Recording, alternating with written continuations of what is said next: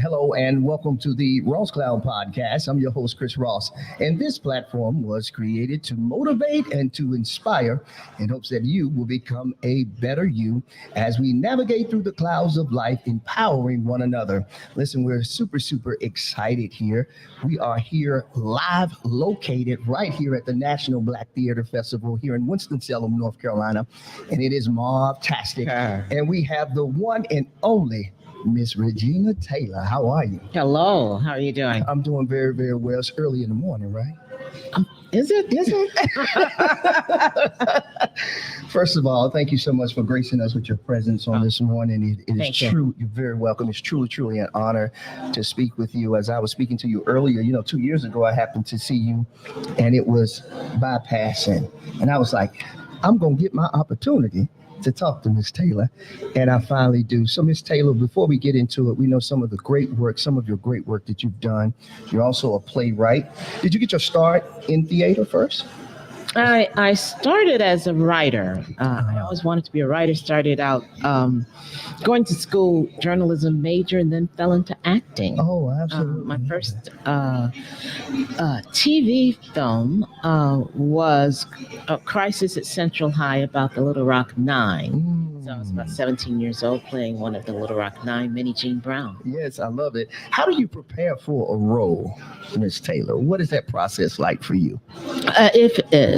For instance, Minnie Jean Brown is a real person, so Yes. I feel an added weight to playing real people. You want to talk to them, or at least get as much information. With that, they're documented. Yes. Talk to people that might know them. Do as much background as possible, whether that's a real person or a fictional person. You want to know who they are and try to embody them. I absolutely love it. And we all know of your work, so we know you do a great job of embodying that character. Thank you. You're very welcome. How important is sense, smell, sight, hearing, and location when it comes to preparing for that role? Could you speak to that just a little bit, if you would? Yes, that is also part of the preparation. You want to have this as real as possible, and you are employing all of your senses, sight, sound, taste, as well as history. I absolutely love it. I love it.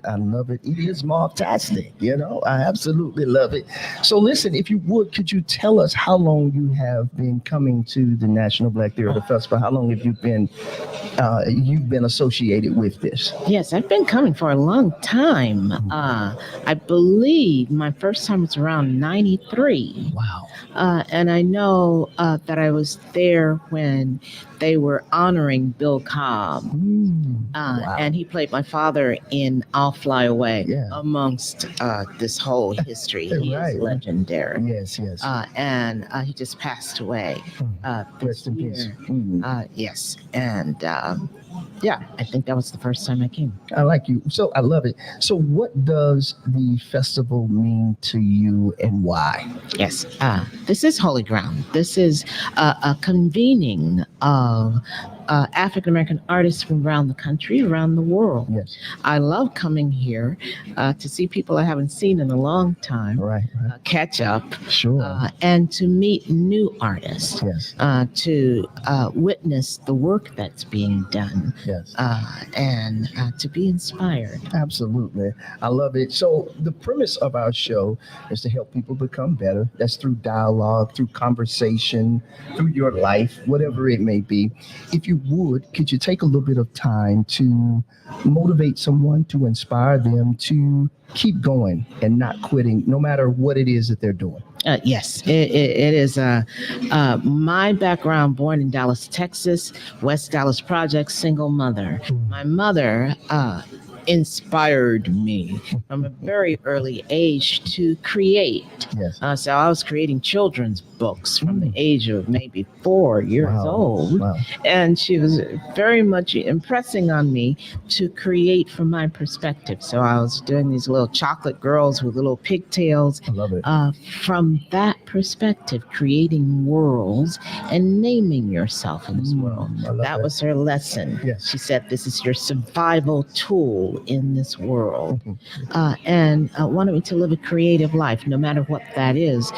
You have to be creative in order to get through Yes. the tough times. Absolutely. My grandmother had 9 kids, and if you have $11 to the next paycheck, you have to be creative. I love it. So whether you are in the arts, acting, directing, writing, whether you're a teacher, whether you're a doctor, Yes. whether you have a podcast, whether in any field you draw upon your imagination. Mhm. That's your edge, Yes. your perspective. Yes. I love it. So what's next for you, Miss Taylor? I'm here presenting a reading of a new play, a one-woman show called Exhibit, I love and that. it comes from what's happening right here and now. This woman, about my age, is triggered by the scenes, this America that we're experiencing right now that is Yes. very divided. Yes. Yes. And it takes her back to her childhood, integrating this school in Muskogee, Oklahoma. Mm. And 1968 specifically, when we Yes. had the assassinations, when we had the riotings in the street, Yes. when we had this discord from all sides, Yes. people pitted against each other. Absolutely. Where are we right now? Are we moving forward or are we moving back? That's a scary time. Certainly, it feels like the pendulum is swinging, and it Yeah. scares me. Yes. Yes. I'm very much wanting this to be a call of action through the arts. Yes. We Yeah. can do that, Yes, we and can. through this play, Mhm. to have these dialogues, to have these conversations that we need to have, because now is not the time to be silent. Yes. We have to speak up, stand up, speak out, Yes. because we can Because we can. right now. Right now. And we want to make sure that we continue to be able to speak out in the future, Yes. to have people go out and vote. Yes. Please get out there and Exercise vote. your right Yes. is what this piece is about. I love it. I love it. You heard it first here, right here on the Ross Clown podcast with Miss Regina Taylor. Get out there and vote, vote, vote, vote, vote. Yes. It's your right to vote, do so. Hey, let's get Kamala Harris in there. Yes. Let's get her in the office, y'all. So listen, Miss Taylor, I thank you so much for this bit of short time that we have with you. We won't waste any more of your time. We know you're a busy lady. This has been wonderful. Thank you so much. Thank you so much. Listen, I hope you guys have heard something that can help you become a better you. This is just the first portion of the Ross Clown podcast as we're going live here at the National Black Theater Festival here in Winston-Salem, North Carolina, 2024. And it is Mobtastic. And we'll be right back from the Ross Clown podcast as we represent the National Black Theater Festival. We'll be with you in just a moment. Peace. Thank you. Thank you.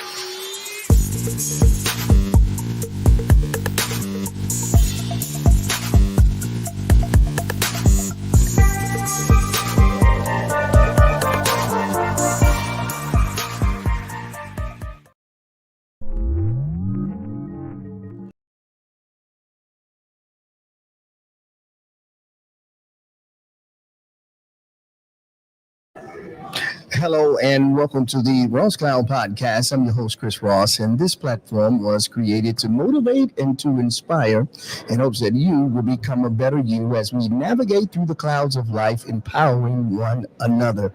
Listen, like I said before, welcome back. Welcome back. We are here at the National Black Theater Festival, and that mantra, it is mobtastic, and we are super excited and elated. This is our second time being here, and I'm telling you, the buzz is still here. So we have with us here today, we have the one and only Mr. Brian McLaughlin. How are you, sir? I am doing good. Well, I should say, you reminded me, Marvtastic. Fantastic.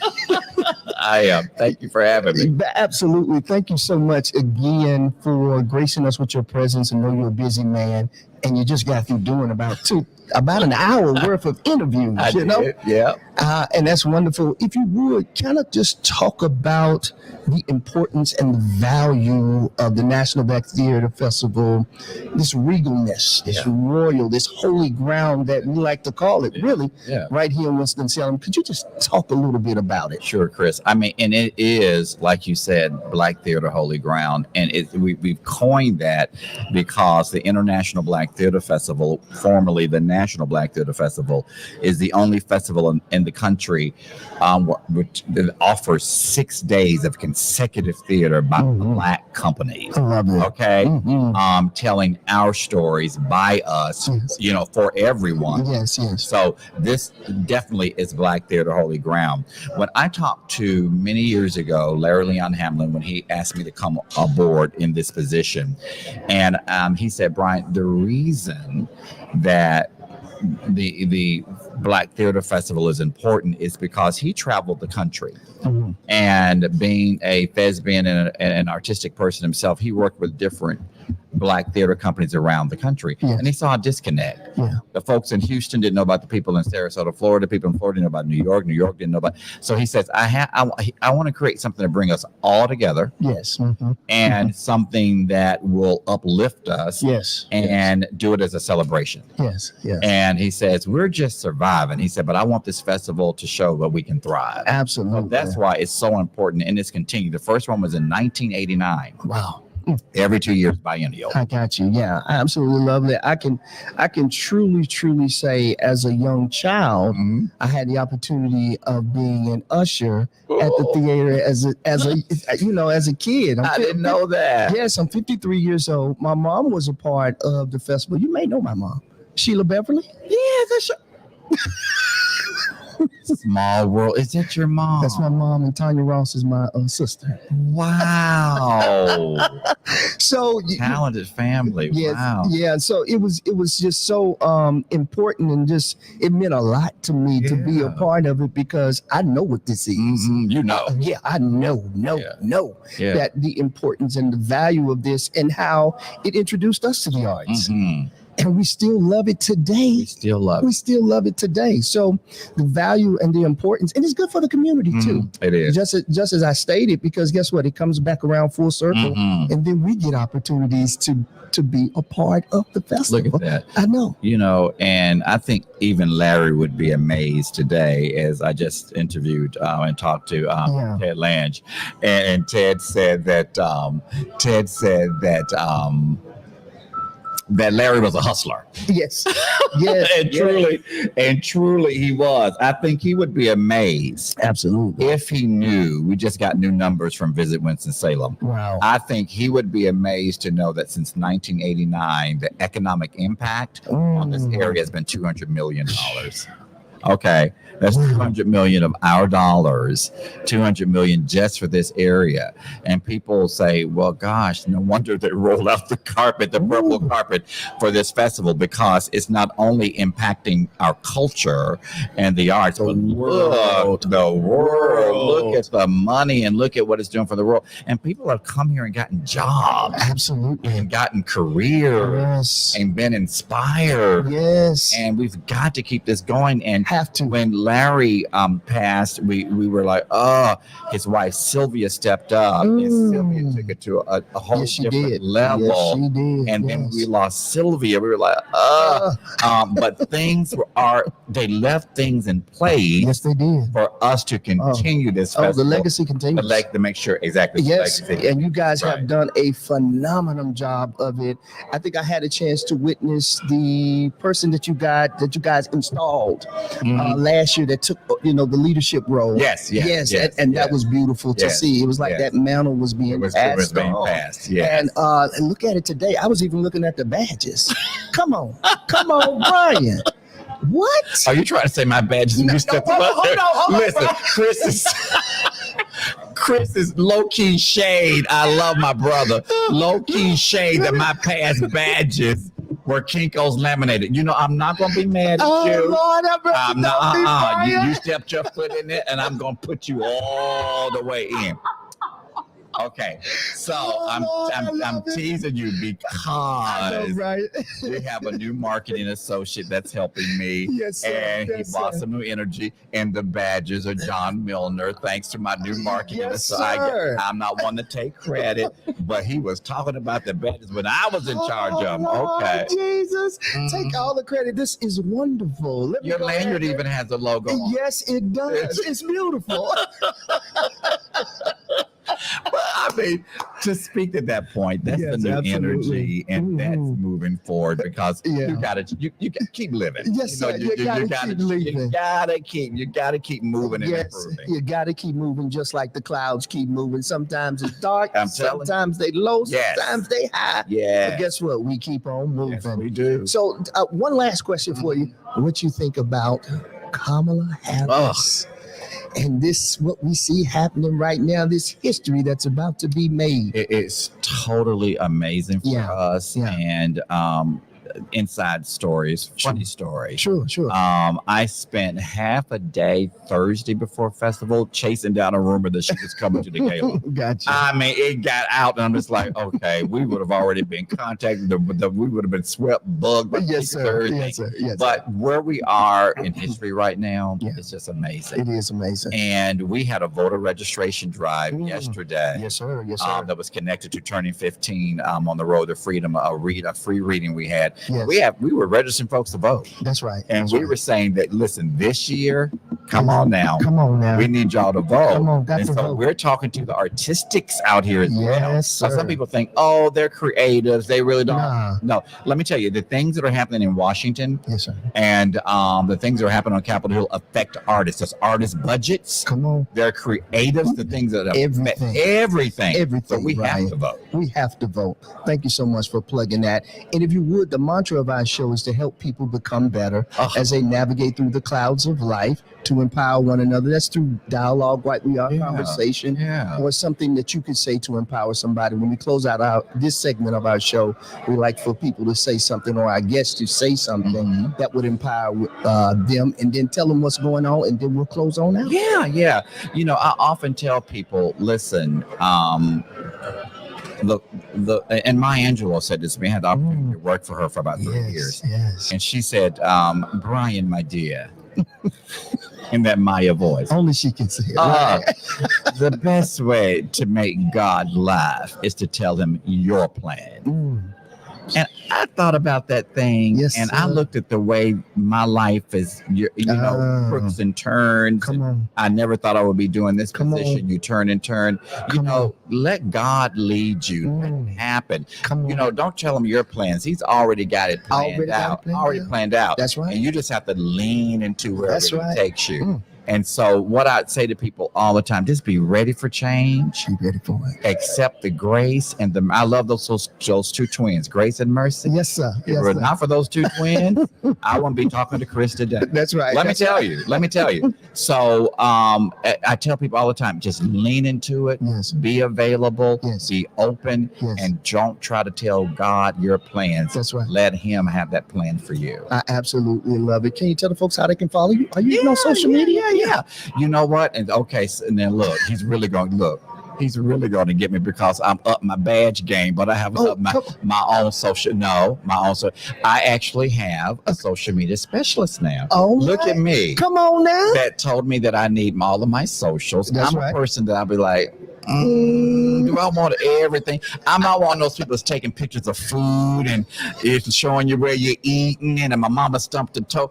I just believe in just a little privacy, but that's it. Sure. You need your Yes. socials. You do need your So I will social. make sure you get all those soon. I am on what they call the dead. I am on Facebook, but that's about and that's for business purposes. Absolutely. But that's coming soon. But I really do want folks to log on to Yes. cblackrep.org, Yes. especially, and be inspired. Yes. And you can even start submitting for next festival, Yes. submitting your plays and your Yes. readings for next festival Yes. to keep this art and to keep the legacy alive. Absolutely. Brian, thank you so much for taking a little bit of your You're time out welcome. today. This has been absolutely amazing. Yeah. Just very refreshing because you always are. well, you know, always on a good day. On a good day. On a real good day. Yeah, okay, right? a real one. So I thank you again for your time. You're welcome, Chris. Listen, Thanks for having me. You're very welcome. Listen, I hope something that was said to you that can help you become a better you. Listen, this is the Ross Clown Podcast, and we're here providing media service for the International Black Theater Festival 2024, and it's Marv-tastic. Keep having a great day and make it a great day. Make sure you get out here. If you're not here, then you're a square. I'm going to say it to you. You are a square. Get here now. All right. You guys make it a great day. We'll be right back with more here at the International Black Theater Festival. Peace. Dude.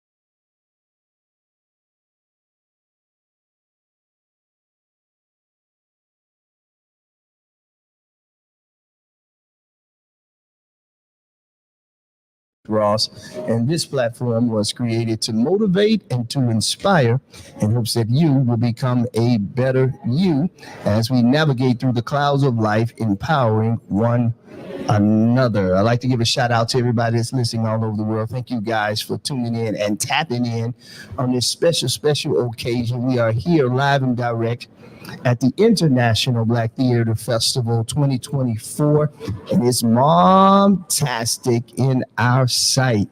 Listen, we're super excited, super elated. Listen, I got some special co-hosts with me today. I got my man Al Shaw. What's happening? What's good? Not much. And then I have to my far right, we had a youngin with us, Jordan.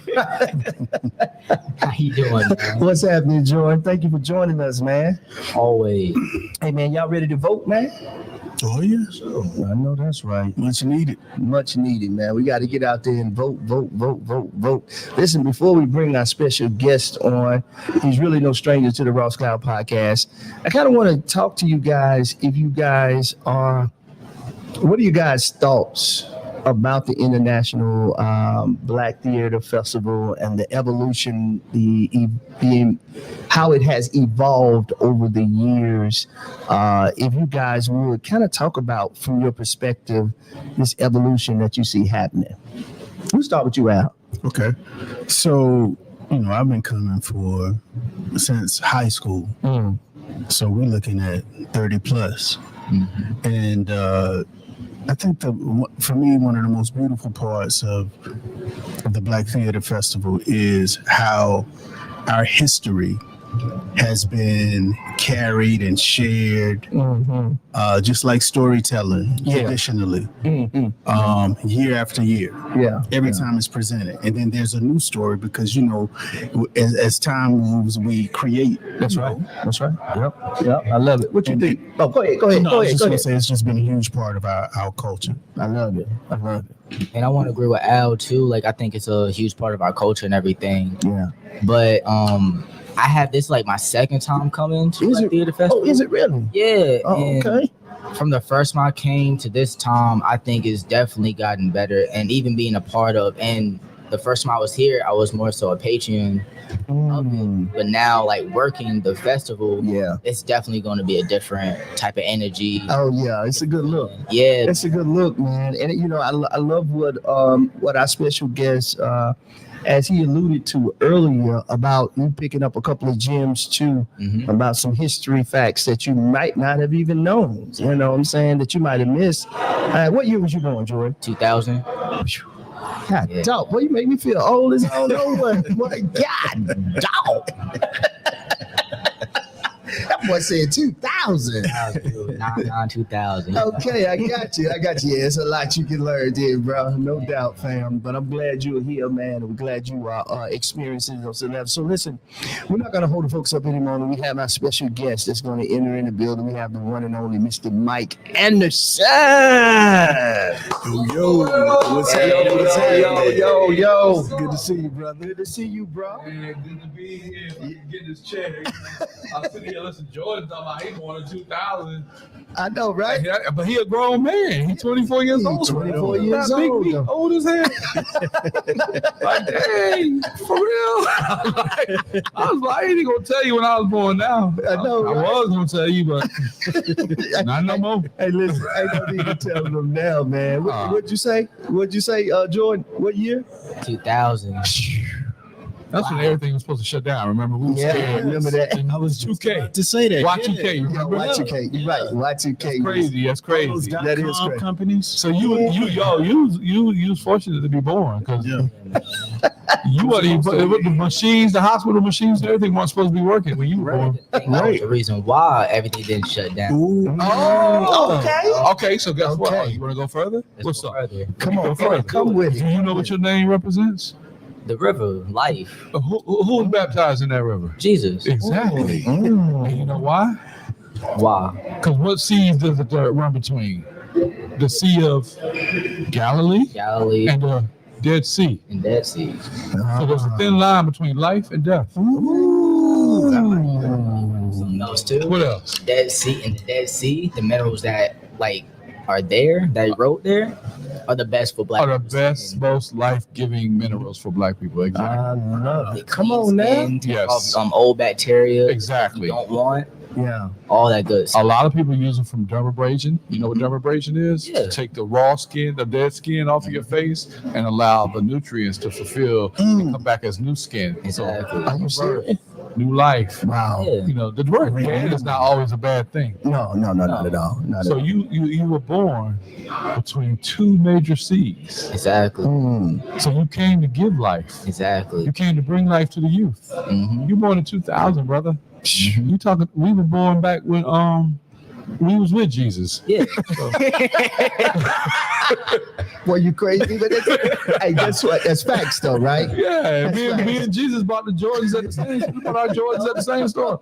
I'm talking about Jesus, y'all. I'm just you good? playing. Not Jesus. No. You straight. But He had some nice actually, sandals on. Yeshua. Yeah, he did, right? Yeshua. Yeshua. That's right. You Yahweh. know, Jesus is the dude. He's that dude that rides the Harley. That's in almost everybody's church for a while until we really realize where we came from, from whence we came. Yeah, Come on, But man. anyway, I'm not gonna go into that. But what's going on? What's going on, Let's man? go. Podcast. Y'all are up in here having a martastic time with us at Yes, the sir. 2024 24. International Yes, sir. Black Theater Festival, right? Yes, sir. So yes, you know sir. what's different about the last one we were at, Ross? Yes, sir. It was national then. It was national. That's right. Now it's what? International. Wow. Yes, sir. All day long, man. Excuse me while I take a sip of my water. Go ahead and sip on your water. Cool, refreshing drink. Wonderful.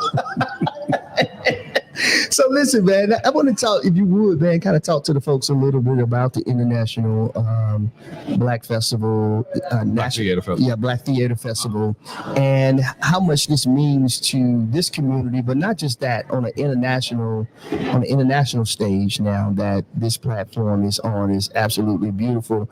But I just want to hear from you about it, and then of course talk about some of the things that you got going on as well, Mike. Oh, sure. So what it means to me is, for those of y'all that do not know, I'm how can I say this? I defeated the death penalty. I was given a life sentence and served it and conquered that as well. Came home. One of my biggest foundations is theater. While I was on the inside, what kept me alive and insane is arts.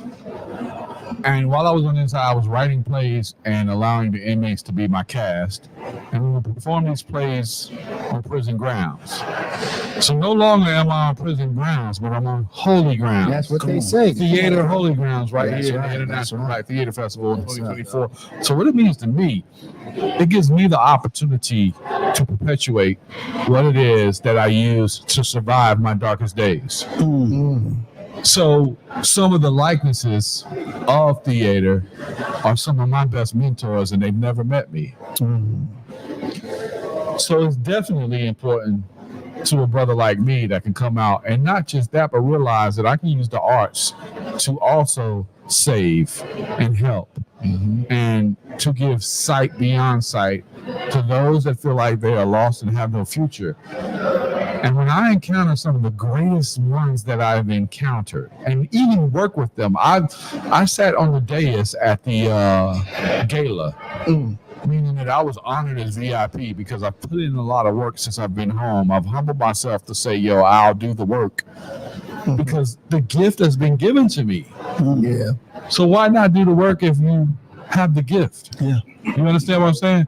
So being here at the International Black Theater Festival, what it means to me is a breath of fresh air Yeah. and life. Yeah. All day long. Life. Yes, sir. When I say life, You mean that? I ain't talking about the life sentence I had to serve. I'm talking about life after death. And some of us encounter our darkest moments and we call that death, but there is an afterlife. So I was having a conversation today. We were doing Man Talk. It was a celebrity panel where we spoke and engaged with at-risk youth, adjudicated youth, And one of the biggest opponents that I am is an opponent against juvenile and mass incarceration. Of course, because it applies to my life. And we discussed that if you have no purpose with arts, then there's no purpose at all. No purpose at all.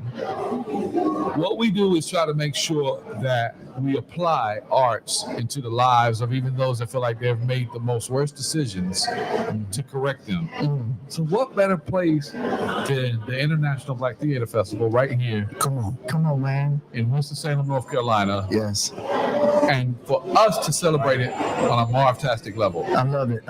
Jump on in there, Al. Jump on in there, bro. Okay. You know what, man? When you were talking, I was thinking about, how you were saying the death and then life after that, and I was just thinking about a butterfly and the transformation Great. in the cocoon. You know what I mean? Because a lot happens when you're encapsulated. Exactly. You know what I mean? And there's a lot of development. There's a lot that goes on. Yeah. When you come out, God made you parallel thought and spirit with me because I use that analogy for myself all the time. I was in a cocoon. I wasn't in prison. I was in a cocoon. Right. And then when you came out, you're able to fly above every situation. Yes. You know what I mean? Wow. Yes. Yeah, that's beautiful. Yeah, man. Hold on, add on some more. Come on. Yeah, come on. Man, don't just leave that thought right there. Stop playing. I mean, it's just beautiful in my opinion. Just the vision I had of kind of coming out, and that's a slow process. Yeah. Love it. It takes time. It's a few days before and you're wet. You know what I mean? Yeah. But once you get out, to be able to look above, nobody sees you. Nobody. Like when you come out and you find whatever adversity and trials that were beneath you, they are literally beneath you. Yeah, So you that's right. flying above it, people have no idea that you're soaring to a whole new plateau. Yeah. Yes, sir. Yeah, Yes, so sir. it's stratosphere. Yeah. Yeah, I love I look at it as my flower pot. Yeah, it is. Yeah, oh, I like that. Yeah. They're my soil. They're my trials and everything became my soil and my Yes. flower pot. Yeah, I absolutely love that. Jump on in there, Joy. I mean, I think that life is just a beautiful thing, and it's just how I think life is just a beautiful thing, and how you can go through so much and get to where you are now, and just watching other people go through their path and how they get to where they are. I think it's just a wonderful thing, and I commend you for I appreciate you, bro. just getting here. Yeah. Because a lot of people don't make it here. A lot of people they get out, they don't know what to do. They get lost. They get stuck in old ways. But you move forward and move past it. Yeah. And I really do want to commend you on doing Appreciate that. you, bro. Yeah. Yeah, of course. I love that. So, Mike, if you could, can you speak to recidivism a little bit? I want to hear your thoughts on that a little bit. Recidivism. That's another thing I'm an opponent of. Well, I know. I knew that And- would spark something. That's why I said that. I know. Boy, you about to make me get up and just probably get in front of the camera and preach. Well, praise the Lord. Praise the Yeah, Lord. wow. No doubt about Okay, that. God. No, seriously. Recidivism Yes. is the failure of rehabilitation. Mm-hmm. Say it one more time. Recidivism is the failure of rehabilitation. Mm-hmm.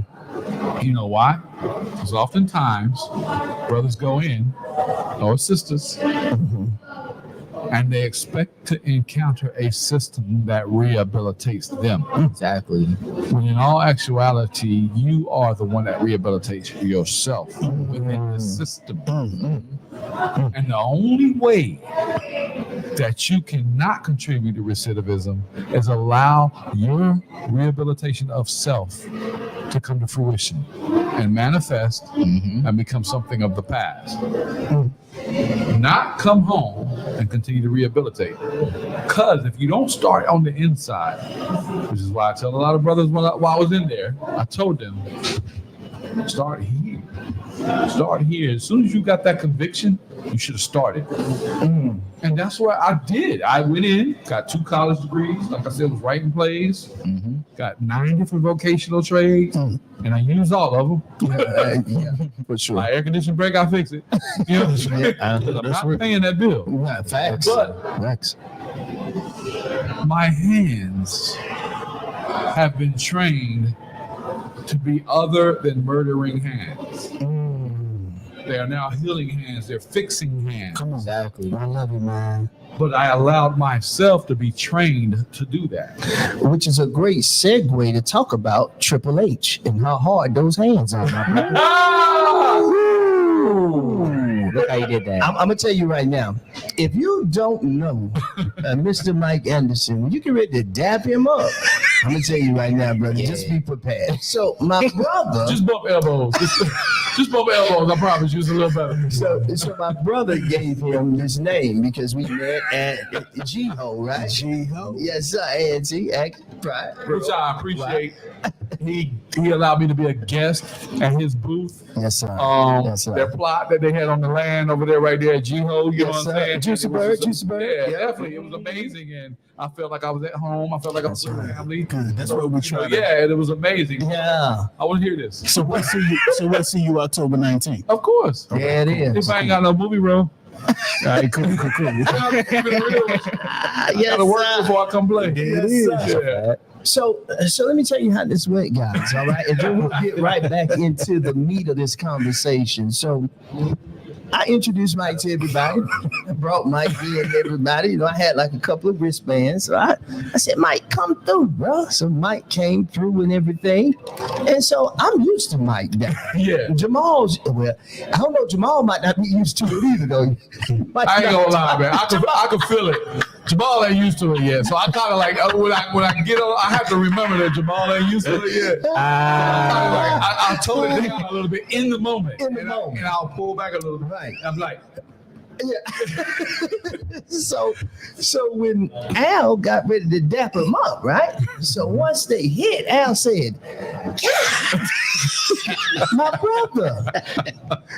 Then Al called me later and said, "You know what his new name gonna be? Hard Hands."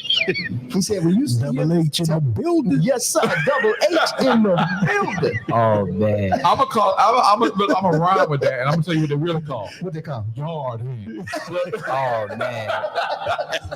It's from that 45-pound barbell on the weight pile, Yes, sir. and everything that I had to do on the yard, Yes, sir. It is. Yeah, it is, man. and to make sure I ain't have to slap them. Come on. Come on.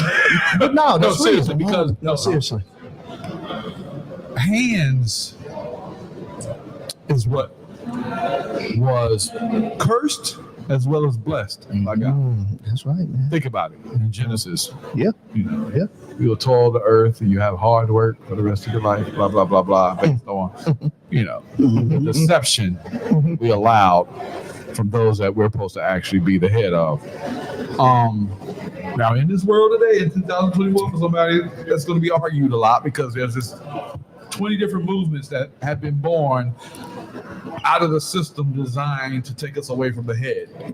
So, but I refuse to even give into that and believe that. But a hard hand, you know what they say? A hard head makes a what? Yeah, Soft soft head. Yes, sir. But a hard hand makes a fruitful life. That's great. Because I'm not going to be afraid of work ever. That's right. You feel what I'm saying? Oh, I do. I know my hands can handle it. I love it. Exactly. And I just feel as men, as kings and gladiators and warriors, Yes. we supposed to have hard hands. That's it, man. So buy my new kit, how to make your hands hard. Now, 1999. No, for real. Oh my God. They told me I had this nickname. He sure did. Yeah, because he was Then like, he put him on speakerphone. He said, "Guess who I got here?" And then all I heard was, "Double H and and all that other stuff." And I was like, "Okay, hard hands. I'll take it." absolutely. So Mike, you're valued though, in all seriousness. But we like to have a little fun too on the podcast. You know what I'm saying? Because we I was sad for 17 and a half years. Yeah, Ain't nowhere in man. the world. I was upset for a while. Ain't nowhere in the world I could come home and be sad. That is, man. So let's kind of talk about some of the things that you have going on, Mike, as well as your involvement with the National Black Theater Festival right now, currently. Yeah, International Black Theater. International, thank you. Correction. No, because we got so used to it being national. We did. What I want to say is that sometimes you ever International. had a conversation with somebody, but man, I saw your little car.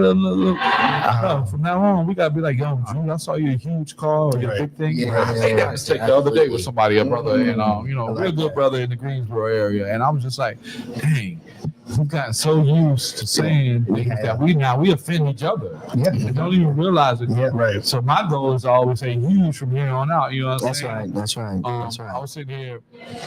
Jordan was telling me about the camera he had. It's Mhm. 7D. And I was like, yo, yeah, that's my little joint. I was getting ready to say that, but I didn't. I stopped myself and caught myself and said, yo, that's a big camera. Yeah. You know what I'm saying? That's right. That's right. The church is small, Yes. but David was small in stature, and he defeated Goliath. Yes. You see, which was a giant. Absolutely. Yes. So, cliche, big things come in small packages. But I want to say that the International Black Theater Festival is something that I have been strongly involved with for years. It's given me another purpose. So, this year, I was able to just sell the books. My life story, Polished Soul, which is actually available on Amazon. Come on, get it.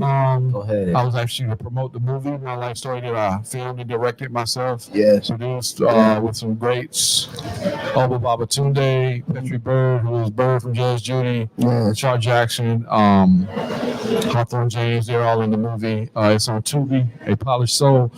To be in the light of the arts and come here and participate in Moon Talk is always my most exciting expectation Yeah. for the International Black Theater Festival, Come on. because we get to talk to the youth that feel like we don't understand. Yeah.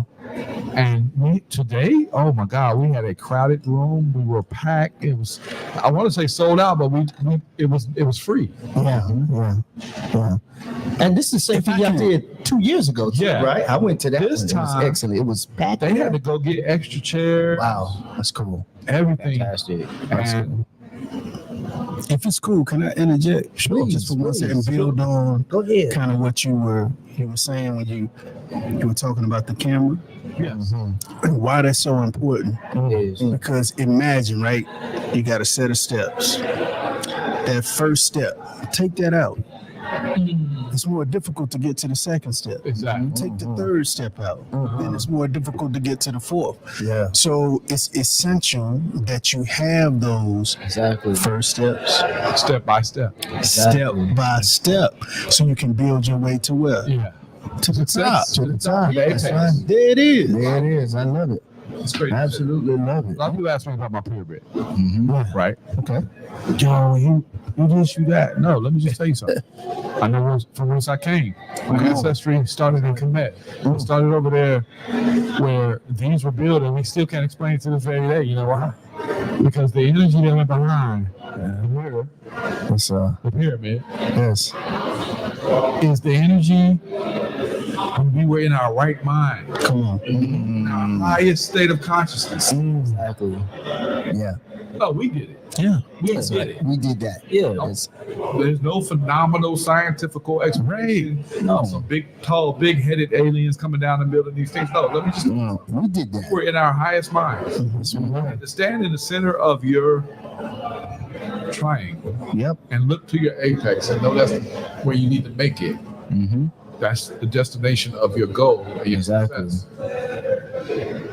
Your foundation is based on you standing on a square Come on. and seeing the peak of a triangle, Exactly. That's right. man, woman, and child. That's right, man. However you want to say it. Yeah. Father, the Son, Holy Ghost, whatever you want to say, Yeah. Yeah. however you want to apply this. Yeah. Yeah. I promise you Yeah. that we are all pyramids in our own flesh. Yeah. That's right. Talk that talk. Yes, So- sir. I want to say that to say this. The International Black Theater Festival is a stone in my pyramid. Yes, it is. Come on, baby. Come on. Absolutely. I'm about to drop the mic, but I ain't trying to break it. But look, like, and I'm every playing. time that you talked about the pyramid, you were looking up, right? Yeah. Yeah, you were looking up. And then, I mean, they're still trying to figure out how the pyramids were engineered Come on, man. and the energy from the sun. Yes. You know what I'm saying? Yes. Activated so many things that were within the pyramid. Yes. Even corpses. Even corpses. You know, it took the old. I'm sorry. No, go Last ahead. thing, Please, it took the please. odor away. So the corpses that were in the pyramids were never smelled. Never. Right. Even to this day. To the very day. Exactly. Yes, sir. You know, something you said to me to your point, Al, something you said to me the other day, you said, man, you know, we children of the sun. Exactly. I had to think about that for a moment, right? When he said it, when I hung up the phone, I said, that's it. That's it. The sun doesn't deteriorate our skin. Not at all. It loves our skin. Yes. It literally, everybody needs the vitamin D. Don't get me wrong. All day, every day. But when you look at us as a people Exactly. and look how beautiful we are Come on. and how it doesn't crack, it doesn't. Hey, and It doesn't. and then we were just talking about the Nile and the River Jordan. Exactly. The And how minerals. good this good water. Oh, this one is Oh, thing. yeah, this Yes, is sir, it's good fantastic. water. Off the chain. pH level was Yeah. 9.2. Yeah, I think promise so. you. I think Yeah, so. I think anyway. so. And that just make it more Cheers, better. man. Cheers. Yeah, Cheers, cheers, my yeah. brother. Yeah. Cheers. Cheers. Yeah, he got real water. Okay, yeah, I know. Joking, y'all. I'm joking. Anybody that knows me, I'm a not comedian. I'm probably Right, want to right. be a comedian. Come on, relax, y'all. This is a festival. I mean, I'm just saying. You No, know what I'm relax. saying? International. International. Also Big on the casino film shit. festival. But, So, let's have be no more clear. casino chips. That's right. So, Mike, you know, this is pretty dope, man. Like I said, you've always been a friend, a family member to the podcast. You've been rocking with us from day one. When we was in our little cubicle. Yeah, bro. Yeah. You know how that goes. Yeah, you One came table. down and you sat down with us, man, and it's beautiful again to continue those relationships. If you would, before we close out, man, can you speak to the importance of establishing a relationship with people that potentially could be business partners or people that you do business with? How important and how valued is that relationship, if you would? So, you know me. We have conversations where I ain't got no choice but to keep it real. Sure. Mhm. My people, my brothers, my sisters, my black folks, my BIPOCs. You know, in the industry now we use that word BIPOC. Everything is a title. Yeah. My biggest and most greatest advice and imploration, I implore you to please get Willie Lynch out of your system.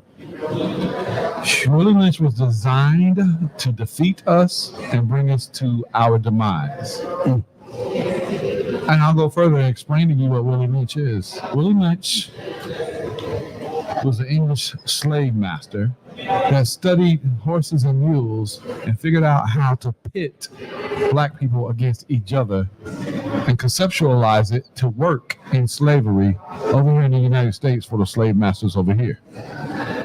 And to this very day, Willie Lynch III is at an all-time high with still being a plantation master because we have not gotten off the plantation yet to stop hating each other, to stop wishing the worst upon each other, and acting like you're wishing the best. Because I'm going to tell you something.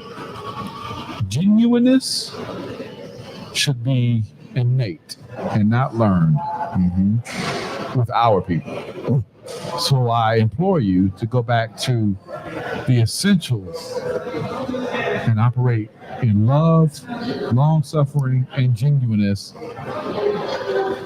Be patient, but don't be silly and stupid.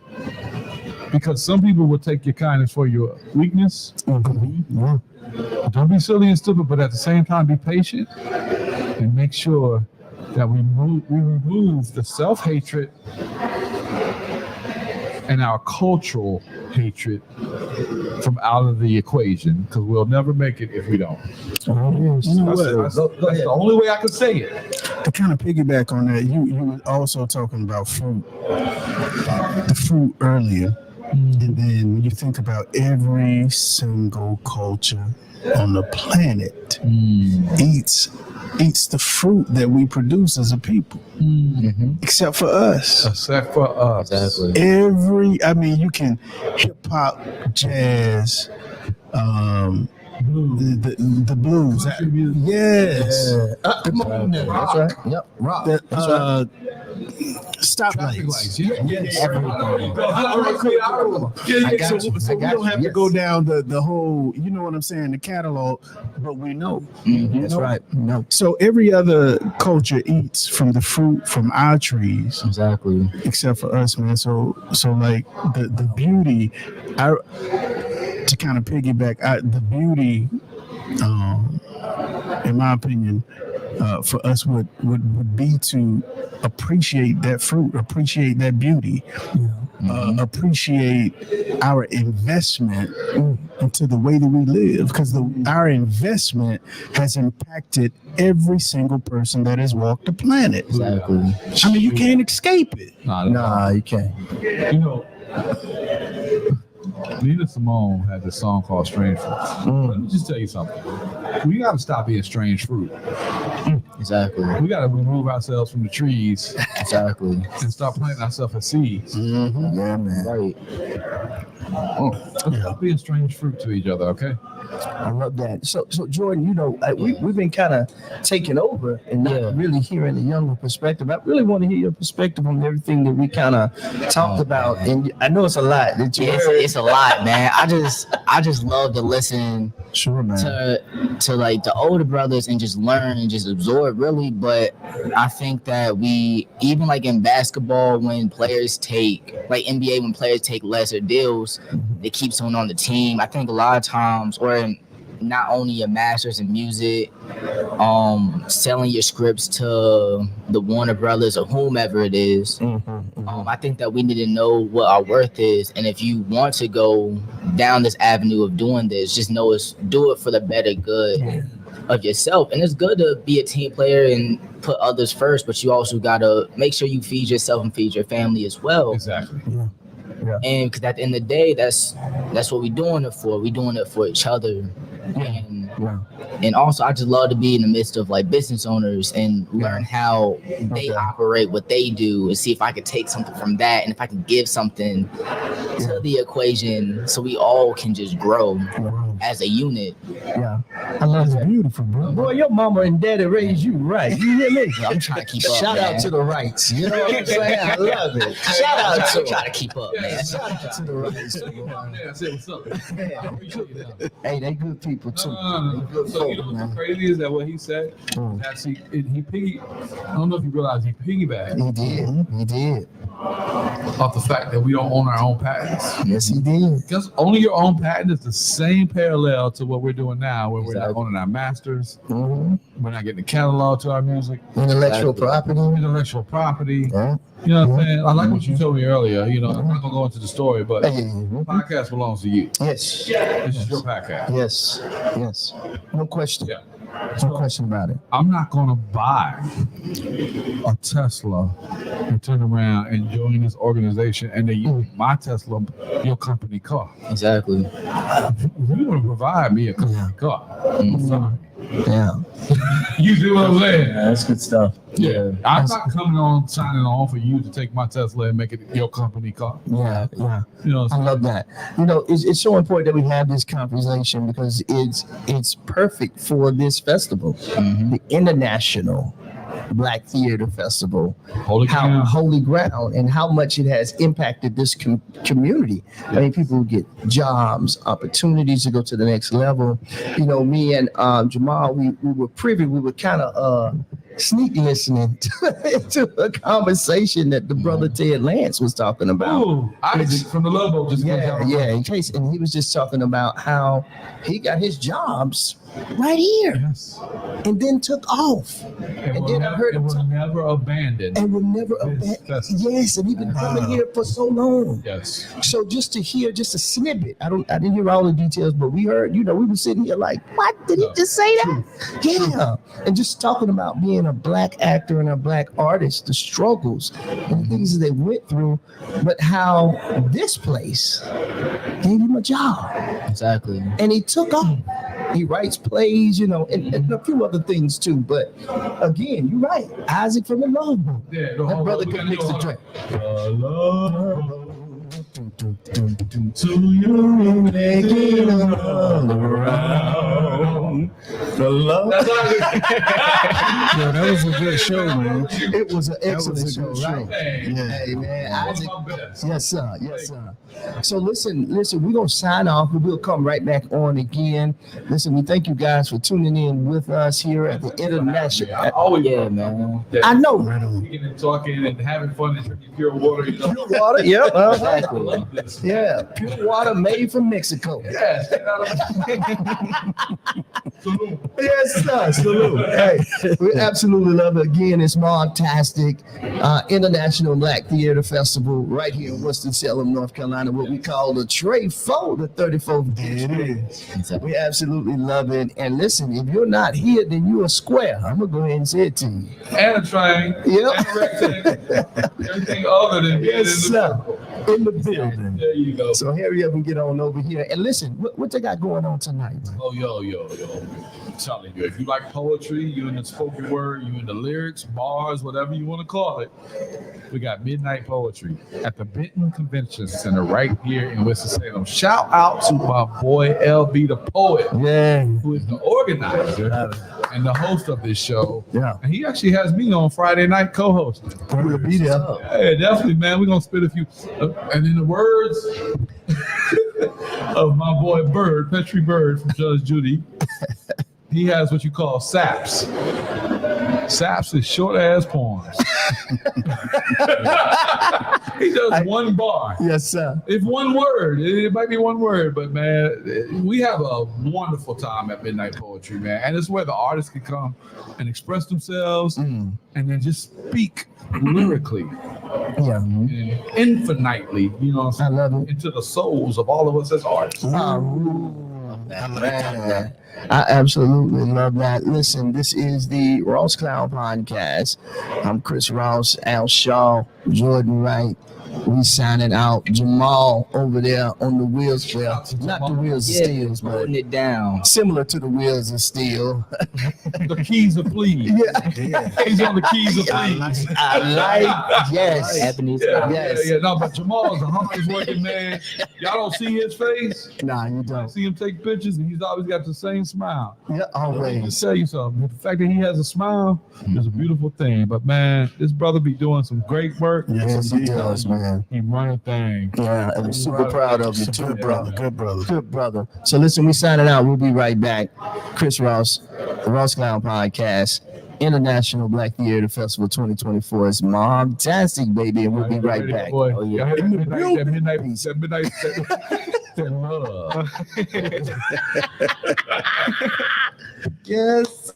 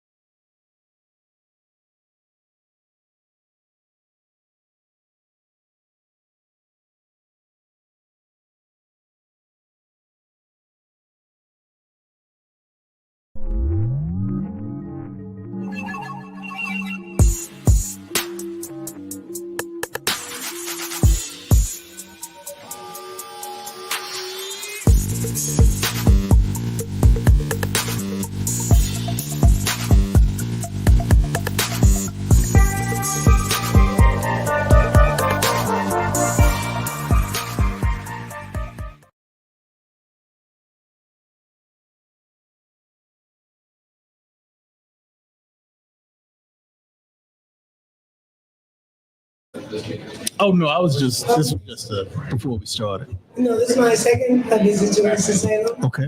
My second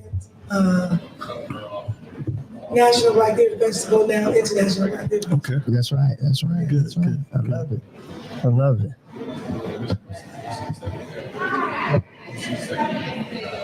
Testing. Give me a quick. 1, 2, 1, 2. Who am I working with? What's the name of the Ross Cloud Ross podcast. Cloud podcast. The Ross Cloud podcast? That's it.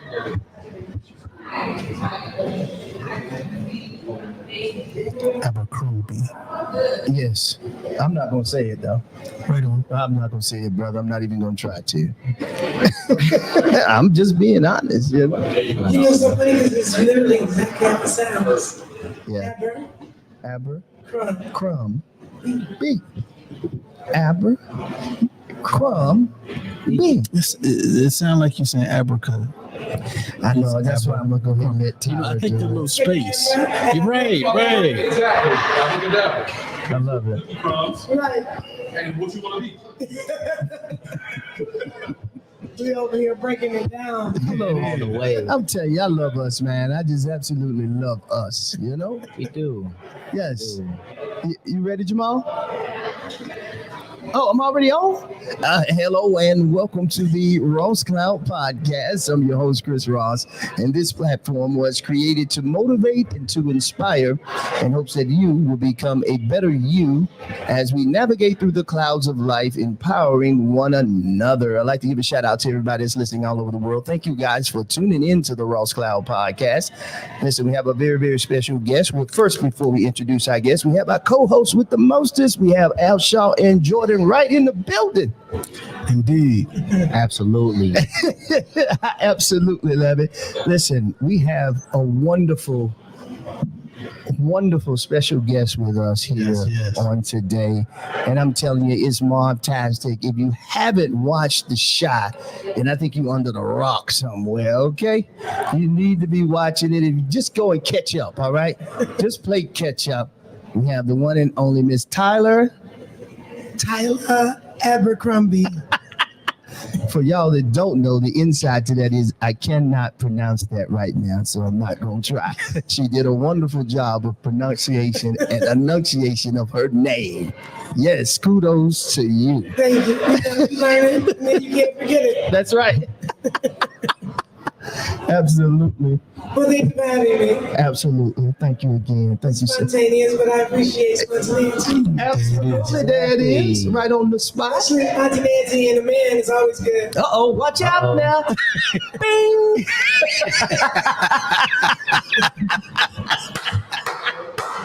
Yes, sir. It's mobtastic, baby. It's mobtastic. So listen, all of us sitting here again, we were so excited, very, very happy to have you here. But we was just like, man, The Shy, I think just from a cultural standpoint, it speaks to every facet of life. Mhm. It's a full circle of what we see happening in our world today. And it's so good. It's so, so good. What does being a part of a show like that mean to you? Wow, that's a great question. First, I apologize to your listeners and viewers because my voice is very, very hoarse. I've been having a really great time here at the International Black Theater Festival. So what does it mean to me? It's kind of like if you think about Good Times or The Cosby Show or even Fat Albert, the animation. Oh yeah. Yeah, yeah. Yes, They were yes. staples and footprints inside of community culture. I know it's a crossover show, so it's seen by many, but within the African American Black community, I think that The Shy is so beautifully representative of so many people who come out of our communities, who are currently in our communities. And we have a group of people growing up with the kids. Yeah. Yes. Yeah, absolutely. And so for that, it's made a huge footprint. And to be a part of something that it hasn't already made history, it's a history maker. Yes. And is. to be a part of something like that Yeah. is so significant. makes you really proud. And then I'm a Chi-Town girl, so Ah, right. to be like an actor I love in it. your hometown on a show based in your hometown and being a beloved character. Oh, that's fly. Can I love that. Sure, go ahead. to just speak to your character, as you said, we've had an opportunity to sit and to watch the development of your family. But I mean, in my opinion, you being the mother, the most pivotal part of that, because of the intricacy and your role, the transparency, every emotion, every challenge, every trial, it's as if you were. I mean, we were just sitting in your living room. Yes. That's the impression I got. Yeah. Yes. And yes. watching the shot and keeping Yes. up with it, and then growing as your family grew. So I just kind of wanted to. Yeah, no, that's good Kinda stuff, point that man. I felt that. For me. Like goosebumps, man, off of that. Thank you. I can dig it. Yeah, Thank man. you, my brother. You're welcome, family. I love it. Go ahead, Joy. I wanted to know, like, what was the casting process and like the behind the scenes before the show even started? What was that like for you? Because it's different for everybody. Well, it is different for everyone. That's true. And thank you for asking. It was just a typical audition. Okay. They had already done the pilot episode of The Shy, and apparently after that pilot episode, went back to tweaking or making more of whatever we have now. Yeah. And so they were recasting the role of Nina, Okay. amongst other characters as well, but definitely the role of Nina. So when I was asked to, excuse me, go in for the audition, I didn't know about The Shy. Oh, I was like, it was an audition. It was a good role. Playing a mother. I thought it was going to be a challenging role because what we don't see on television or in our community, or we don't talk about in our community, exactly. is that lesbian mother Exactly. raising her kids inside of this urban community. And where you're in the community, you're not of the violence or the drug trafficking or any of the many things that go on in large metropolitan cities, and then being a lesbian couple. So when I read the character, I was like, oh, this is good. I want to represent this mother, because usually we see a lesbian couple and it's a Black woman and a white woman. Yeah. They live in some really beautiful upscale way. Yeah. Suburb. Something that's palatable. City, Yeah. some gorgeous building, Yeah. right. Right. you and a little brown child, Yeah. Yeah. and they just have so much money. Yeah. And so to have this character who was just like anybody that I grew up around was exciting. Exactly. So going in for the audition, that was what I took in my audition. Sure, sure. And I read for the casting director and the show, not the showrunner, the director, and I was cast. So the beauty of the process was typical. Love it. Yeah. I absolutely love that. Speaking to what Al was saying, just about that whole family component, we have teenage boys. Me and Al, we have teenage boys, and just watching the growth of him, like I'm ready to leave the house now. I got to go right now, Yeah. And also to see that energy that you gave back to him. Yes. Like, what? Hey, how you gonna do that? No, you ain't going nowhere. Yeah. Yeah, boy. Stop playing. Boy.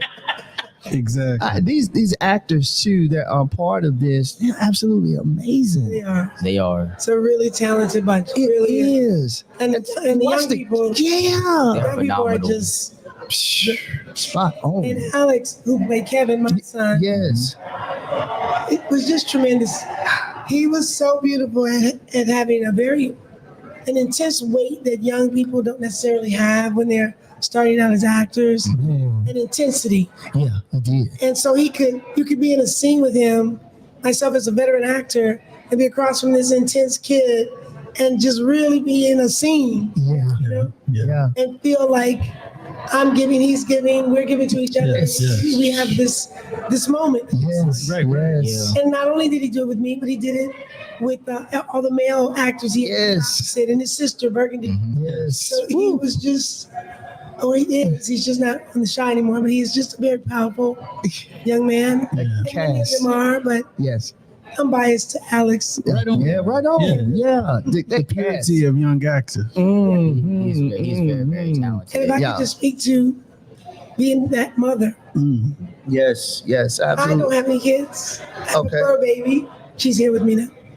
But I don't have any kids, so I channel all the women that I know, my friends, my sister in particular. Yes. She's a single mom raising 2 boys, and the challenge of that young men give you when they get to a certain age, and y'all Yeah. know, Yeah, absolutely. well, all of a sudden you think your mother gonna punk out because you're taller and maybe you got a deeper voice, Yeah, right. but she still has to come for you. Yes, yes. And in that sense of those women and how hard they love, they Yes. can also be smothering. Mm. Excuse me. Even at 49. Yeah. Keep going. Yeah, exactly. But even today, though, yeah. Yes, that's My right. mother would tell you, you're always her baby. Mm. I don't care if she 92 and you 72. There You're it still her baby. is. That's right. That's right. So I think that kind of parent, trying to keep them safe from that community, Yes. but raise them up in that community, Yeah. the people, Mm-hmm. I'm sorry, to not become prey to the predators out there. Yes. I think that's a hard challenge for our mothers. Yes. So go ahead, Al. Go ahead. No, you sure? Yes. All right. So One an more. additional compliment, because based on your portrayal of in your role, I would never have.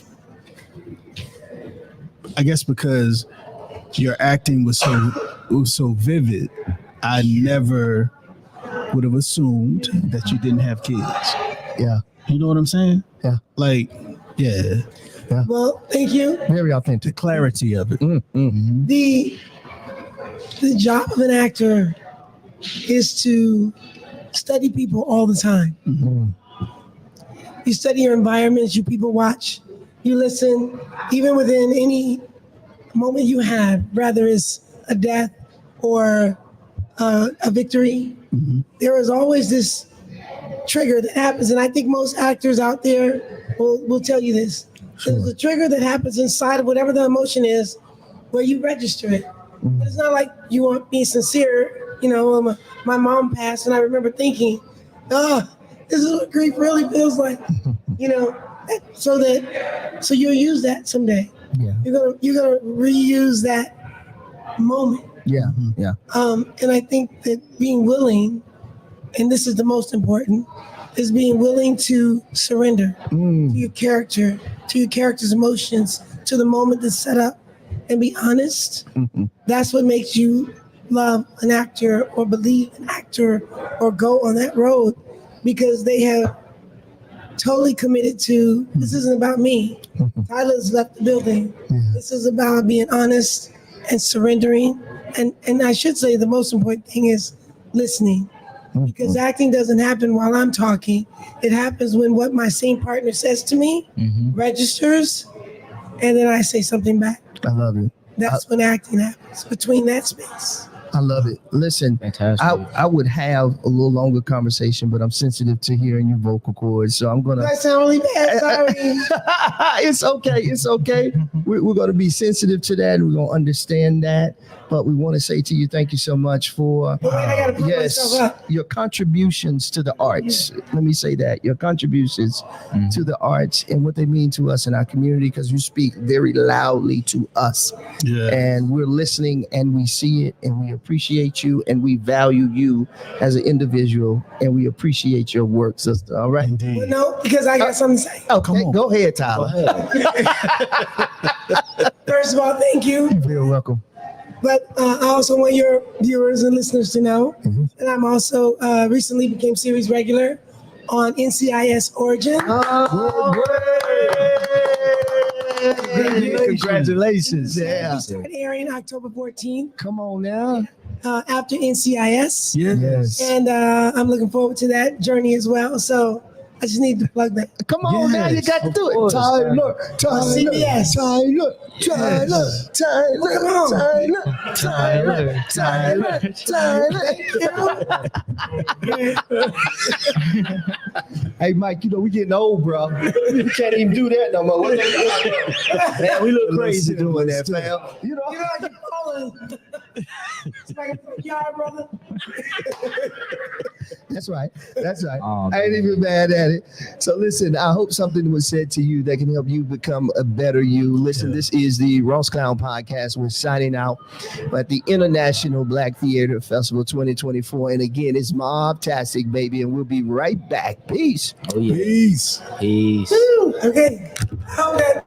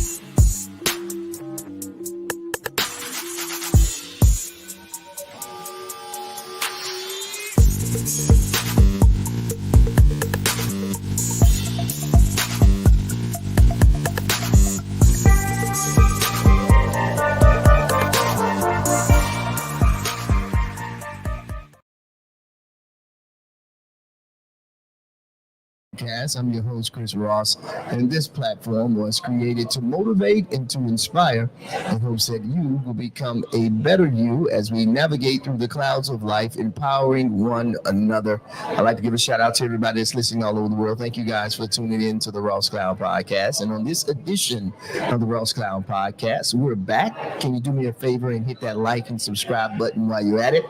And also, we are here at the International Black Theater Festival 2024, and it's Mobtastic, and we have the one and only, along with my co-hostess with the mostest, my main man with the plan, Jordan Wright. Yeah. What's good? What's good? It's fantastic. I know that's right, man. You know? Fantastic. Yes, sir. Mobtastic, and we have our special guest, my brother. Say your name for me one more time. Andreas Miller. Andreas Miller in the building. Andreas, what's happening, man? How you doing, man? I'm doing well. I'm glad to be here at the festival. You know, Yeah, this only comes once every 2 years, so That's right. you know we really need to take advantage of it. I'm telling you, man. We do. Yeah, we really do, man. It's such what everybody has been saying to us is this is holy ground. You Yes. know what I'm saying? When you think about it, and if you would, could you kind of elaborate on that a little bit, if you would? Yeah, actually, my first time at the festival was back in I believe it was 2000, around 2014, 2013. That was the first year they had the film festival, film portion. It wasn't down right across the street, the Aperture Theater, that movie theater. We was down the street at the library. Yeah. Yeah, we had premiered a film called All That Matters to star Katrina Howell. Ooh, you're going way back. Yeah, a good friend Wow. of mine. She's a great actress. So that was my first experience, and I didn't really. I was new to acting, new to the medium of film and theater at the time, and so like I said, we were down the street, and so we were kind of off the beaten path. And I made my way up here. I was said, let me see what all this theater thing is about. Sure. And so that's when I kind of cut my teeth here Ah. and meeting people. You know, first off, it's exciting walking around. Yes. You're seeing celebrities that you've seen on television. You're like, oh, wait a minute, that's. And so you see that, you're like, well, if they're here, Right. then I should be here. I should be here too. Right? You get to enjoy the play. I just did a play reading, and hopefully I want to catch some shows tonight. Oh yeah, absolutely. It's a buzz right now. So, and hopefully it will continue to be one. They may even party over into Sunday, man. You know what I'm saying? Yeah. I love it, man. When artists get a chance to get together. Not only that, it's a great place to network too, and they also provide services for. I think you can give them your headshots. Yeah, You can yeah. audition. Mhm. Is that how you started as well? No, I did. When I first came to the festival, I went to one or two acting workshops. I kind of just sat and watched and listened. I got you. I was a little bit timid. I had never been on the stage. I had been in front of the camera, but I'd never been on the stage. Okay, understood. And so, but yeah, they do have a place up there where they're dropping off headshots. Yep. For people. They're having. I saw on the app, they're having a Disney Live audition. Yeah, Like, I imagine that's like musicals and stuff. I'm not a song and dance guy. I got you. So I won't be doing that, and I don't sing. So, but I wish everybody good luck that's going to that. Absolutely. Yeah, man. I'm glad you said that. What play are you excited about seeing tonight? Honestly, the plays I was excited about seeing have already passed. I live in man. Charlotte, so today's my first day at the festival. Okay. I wanted to see. I've seen it already. I've seen King Hedley Okay. by August Wilson. Okay, One of our yeah. greatest playwright. Oh, One of the- come on, one of and- them. Yeah, Yes, sir. and Seven Guitars. I've never seen that, and both of those have already taken place. Gotcha. Yeah. I got you. Um, So right now you're just chilling out. You're just kind of enjoying the festival, the people, Yeah. looking at all the beautiful black and brown faces. It's You know what I'm lovely. saying? It's beautiful. You know, isn't it? networking, making connections. I just was walking by, and Yeah. I saw Mike, Of course. and we've never met, but we've seen each other through social media. Ah. And I was like, well, let me go ahead and put out my hand and shake him. You know, put Come on. a voice to the face. That's right, man. And so we were talking. He was like, "Well, jump on up," and so I decided to. Yeah. Absolutely, man. That's what it's all about. Too. Mhm. Yeah. That's absolutely what it's all about. If you would kind of tell us what this festival means to you or how it has impacted your life in any kind of way, because I know within this community, it provides people with jobs, as you stated, Yes. as as we stated before. And not only that, it brings a lot of capital to the city. It does the invisible hand. That's The it, invisible man. hand, it's once like it only happens once every 2 years, and there was the COVID year and where it went off, but it's special because it's one of the largest film festivals in the nation. Yes, it is. You Yes, know, it is. and on the off year, other festivals pick up, but this is one of the biggest ones, and it's important. It gives opportunities for people at Winston-Salem State, A&T, on, other man. colleges, other aspiring actors and writers and directors. Yes. The film festival portion, which I mentioned earlier, has gotten a lot bigger. Yes. I have several friends that have films. I have my friend Terry Johnson, my friend Will Dalton has got a film. I know Will. I know Will. He's an amazing film. And what's that film that they just did? I actually just saw that. Soulmates. Yeah. Isn't that thing crazy, man? Yeah. That's good. Yeah. That's different. Yeah, I got an advanced screening because we're not the best of friends, but he called me up and asked me about it. Yo, and I was like, it's different. It's really, it's really good. Really, really good. And speaking of Will, man, I had the opportunity to see that film at the Carolina Theater. Yeah. He was presenting with Chris Bray, who did Trauma. Okay. They did that great premiere, which I happened to be a part of. Trauma. I played a detective in that film, so I got a chance to sit and actually see that full film. Absolutely amazing. I did not think that was going to happen in that movie. Really? Yeah. I did it. Shout out to you, Will. We're not gonna say We're not gonna say what it is. Yeah, but I have a film They coming were out. just here too.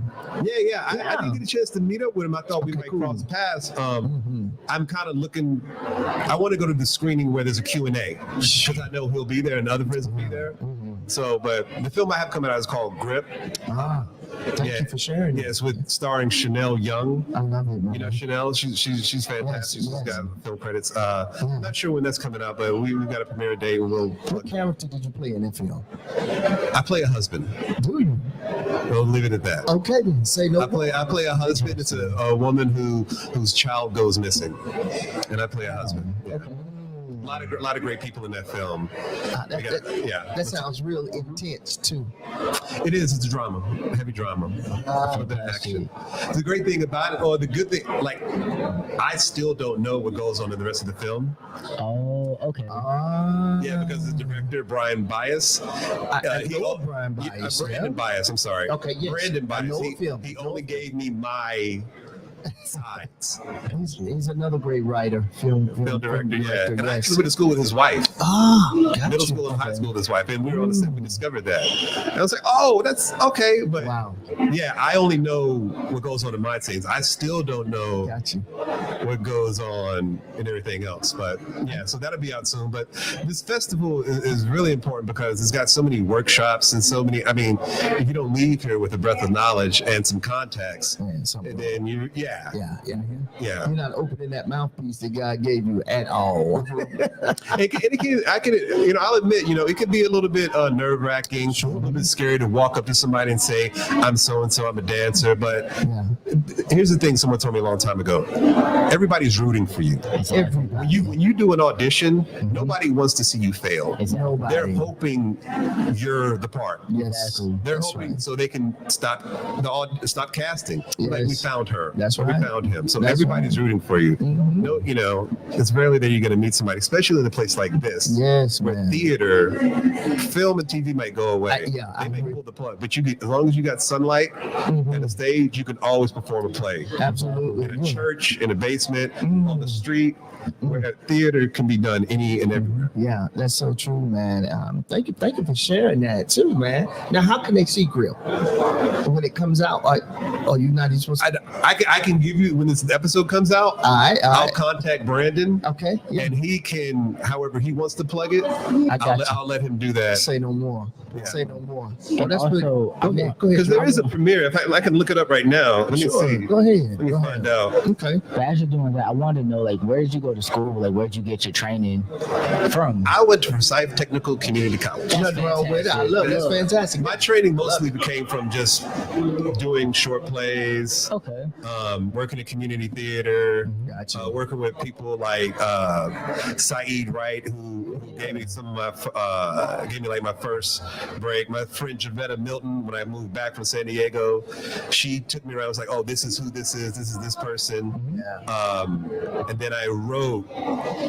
I couldn't get anything. There were no, Greensboro. It's not Hollywood. And so I decided to write a short play.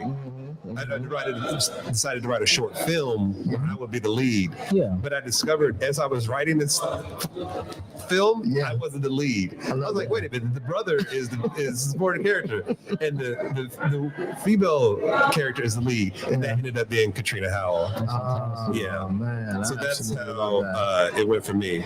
Okay, I get it. I totally understand that, man. I thank you so much for sharing that, man. Are you so what's next for you? So what's next for you after Grip? Right now, I don't have anything coming down the pipeline. I'm always doing like some. I just had a PSA that came out about women's abortion rights. Sure. But most of the stuff I'm doing, like on camera, is like what they call industrials. So like you get a job at Harris Teeter, and they got to show you the video of the guy that's welcoming you. Okay. Or I'll do HR type videos, and that stuff pays. It's not exciting, Right. but it does pay. It's great. It's great work, and I'm very proud of it. So Sure, you should be, the man. event, the tickets are on sale. You can go to. It'll be at Haynes Brand Theater in Winston-Salem, Gotcha. August 11th. Okay. I absolutely love that, man. So listen, the premise of this show is to help people become better as we navigate through the clouds of life. That's whether through dialogue, through conversation, through somebody else's life. If you would, could you share something with somebody that would impact their life, or just bring some kind of breath of fresh air to them that will help them not to quit and keep going, if you would? Yeah, I've definitely struggled with doubts. They say it's a word. There's a word. It's a marathon. It's not a race. There are people that have success overnight. Exactly. It's very rarely happens. It's a marathon. It's not a race. Your opportunity will come as long as you keep plugging away, and as long as you're a good person. You're true to your word. You show up on time. You stay out of the way. You don't cause a scene, because your reputation will precede you. Yes. And I literally have had calls. A lot of my jobs I've gotten have been phone calls. Say, I've heard about you on another set. Can you do this? Yeah. And so, just stick to it. Don't expect that it's going to come tomorrow. Put in those 10,000 hours Exactly. as much as you can. Exactly. And make the connections, and everybody, make sure your network is strong. Yes. Because Right. I know now you, Chris. I know That's right. Jordan. That's right. Knows somebody. Yeah, I know somebody. that's right. That's You right. may need something. That's right. Will. Yeah, yeah. Will was the first person to take me into Maryland's my first agency. And he was like, come and record my audition. And I was like, all right, I don't know. He was like, don't worry about it. And so now I am where I am. And he gave me a lot of support. And we had a sketch comedy team a long time ago. Yeah, called the Latchkey man. Players. It's kind of defunct now. He wanted to do his own thing, which they had a lot of success. Got you. We actually had a sketch that was going to be picked up by, I forget the guy who produced the Kings of Comedy. Stan Latham. Stan Latham. He wanted to pick Yeah. up one of our sketches. Yeah. But I would say just keep going at it. And a dream without a plan, what does Denzel say? A dream without a plan is not a dream at all. That's right. You have to have goals and set those goals up. And you'll meet them, and then you'll set bigger goals and bigger goals. That's right. And just be a person of integrity and honesty. Don't get a big head, and because if you do make it to the top and you did it a foul way, the people you stepped on are going to the people you meet coming back down. Man, you better say that, man. So Yeah. I appreciate that, man. How can the folks follow you and get in contact with you if they would like to? Well, right now you can find me on Instagram. My name is Andreas Miller. I'm going through a journey in my life. I haven't changed my socials yet, but you can find me at actor Chauncey Miller, or my personal Instagram is Chauncey A. Miller. You can find me on Instagram that way, or you can just email me at chaunceyamiller@gmail.com. But all that's going to change, and I'll have it forwarded soon. Hey, Andreas, thank you so much, man. Thank Again, you. for gracing us with your presence, man. Really do Thank you for appreciate having it. me. Absolutely, man. So listen, I hope something was said to you, that can help you become a better you. Again, this is the International Black Theater Festival, located right here in Winston-Salem, North Carolina, 2024, and it's Mobtastic. And we'll be right back with the Ross Clown Podcast. Peace. Peace.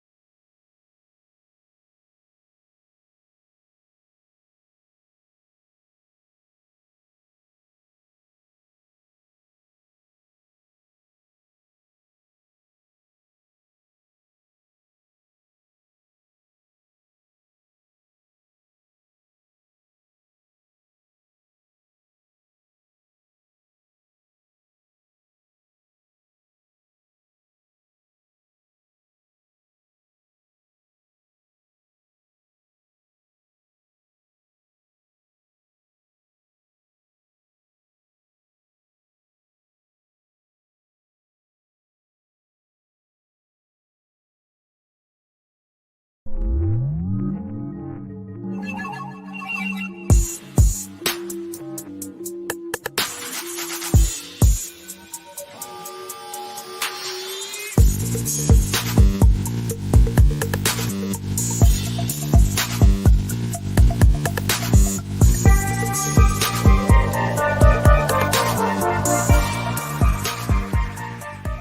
welcome to the Ross Cloud Podcast. I'm your host, Chris Ross, and this platform was created to motivate and to inspire in hopes that you will become a better you as we navigate through the clouds of life, empowering one another. I'd like to give a shout out to everybody that's listening all over the world. Thank you guys for tuning in to the Ross Cloud Podcast.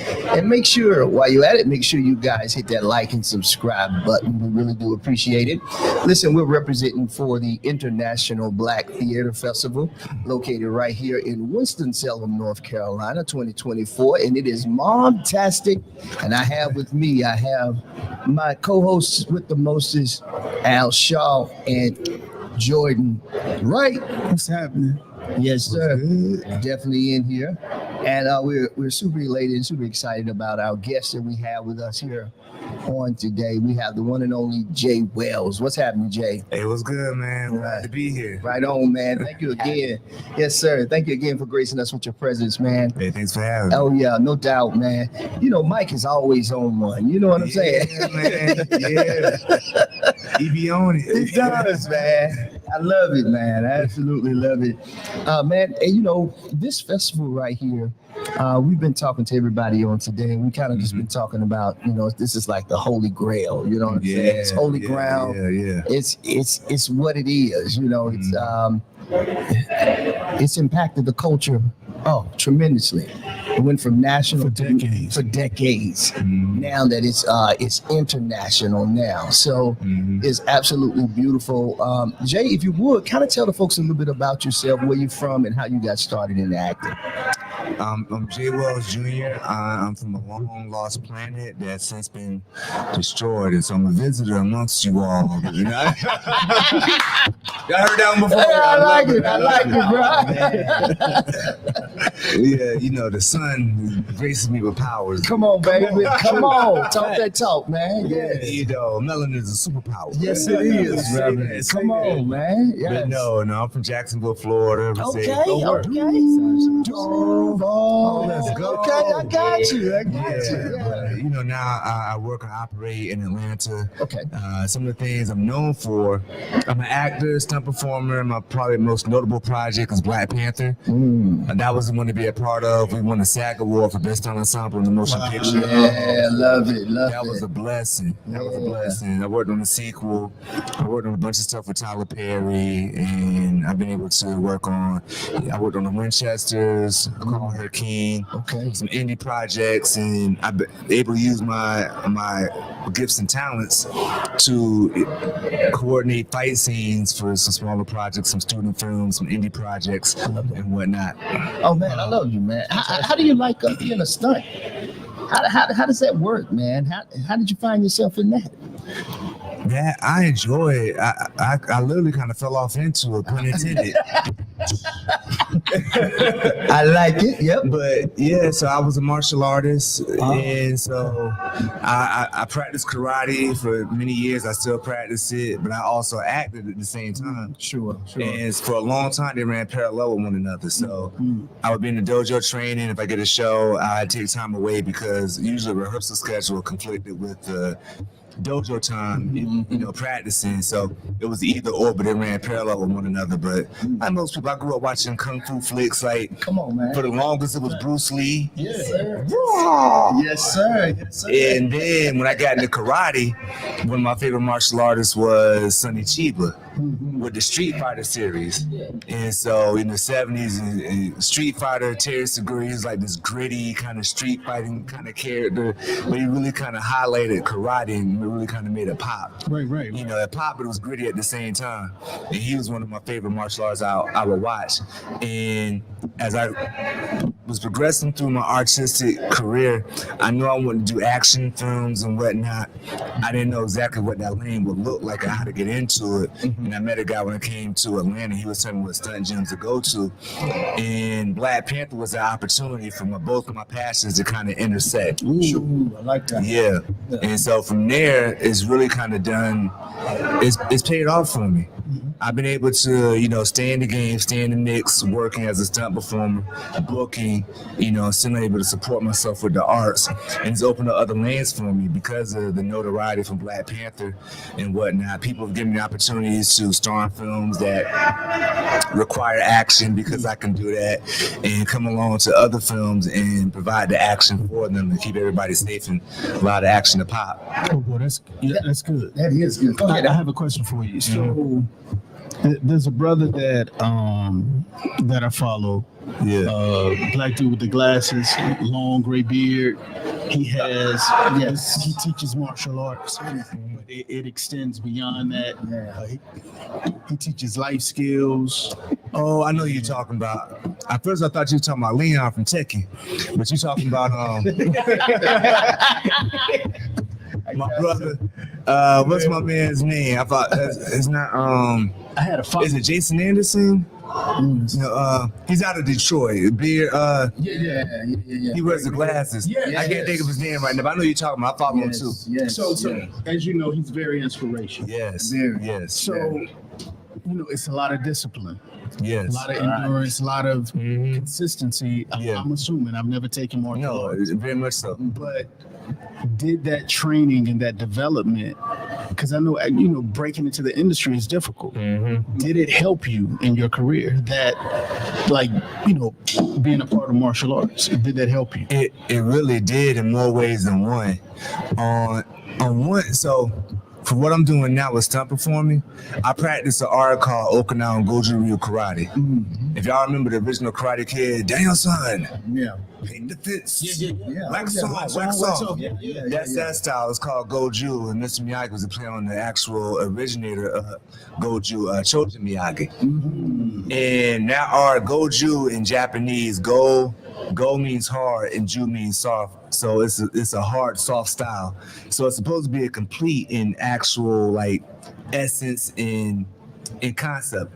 But it's trained very arduous and hard. So in the dojo, it's a traditional dojo, hardwood floor.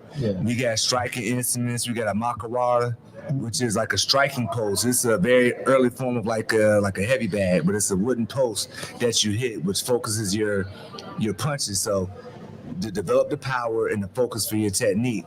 But it's a little piece of cushion underneath and a piece of leather underneath, so it's conditioning your hands at the same time. We got striking pose, piece of wood wrapped with rope that we hit with our forearms to develop it. It's a bean bag that we would kick. We doing knuckle push-ups, sit-ups, squats. We stand there, kick each other, developing to withstand impact and whatnot. So it develops a tough body and a strong body with the strength training, and then just the physical conditioning. I didn't know how that was going to play out in my life later on, but God did. Come on. You know what I'm saying? It's like stuff you do, it don't make sense now, but it makes sense later on. You know what I'm saying? So now look what I'm doing. I'm a stunt performer, which requires you to have a certain level of toughness, because you're falling to the ground, you're exchanging hits with somebody. Probably my biggest stunt I've done to date is a stair fall. And so just the art in itself, because I wanted to learn Kung Fu, like Wing Chun, like what Bruce Lee did. That wasn't available to me. Karate was, and so I said I'd do karate, and later on I'll do Wing Chun or something else. But then I took it and I just fell in love with it. The art itself, and I needed that in more ways than one. To develop a tough body and everything, and just get that edge and that toughness. I'm an only child by a single mother, you know what I'm saying? And so not having a consistent male influence in that in the household, you lose a little something. You know what I'm saying? And so I went out. We're product of that. You know what I'm saying? I knew I needed something, but I didn't know what that was. And so God directed me in the directions I needed to go to get what I needed to build me up in terms of the mentors and my sensei and the art itself. There's a certain toughness you have to have as a man. And I got that in the dojo. And the other way that played out for me too is just when times got hard for me and I was frustrated and I didn't know what to do, just in a way, just to fight back. I'm like, I'm not gonna take this laying down. I would go train. Yeah. I would go work out. I would do a kata, something like that. Did it solve my problems? No, because I needed money. I feel that. And punching the air not gonna like. Yeah, if I was in a video game, like throw 100 punches, you get some coins to drop out the air. Maybe we'll do that. The coin's not gonna drop out the sky, but just in my spirit, the symbolism of it. Yeah. Like, don't do something. Don't just take it. Fight back, and that'd be my way of fighting back. And so, in that way, that's how played a part in my life. Just in front of the camera, behind the camera, just in life. I love that, man. Love that. Could you speak to the different fighting styles? Does it require a certain level skill set in order to do those different fighting styles, or is it all the same? Yeah, I guess that's basically what I'm asking. It's yes and no. Okay. But all of that applies. It's what the expression says. There's more than one pathway to the top of the mountain. Okay, gotcha. You can go the middle, you can go up the side. Okay. And some people take a little long. You might zigzag, you might walk around that thing, getting to the top. Okay. But the top is the top. Okay. And with martial arts, it is a mindset. Sure. And so especially when you're doing knuckle push-ups, and then, one of the things I had to do for my chest, there's a stance called shikodachi. It's horse stance. And so any athletes in the house play basketball, Yeah. y'all sit on the wall, Yeah. Yes. that's what that is. Just with no wall. You standing there and just squatted. Hold on. Time out. And you know how legs be Hold on, burning? time out. So I learned that from going to the boys club. Mhm. You misbehave. Oh, They stand on the wall and they put books on your Yeah. that's I, right. I thought you just said no wall. No wall. Ooh. So yeah, you got to stand there and just sitting down.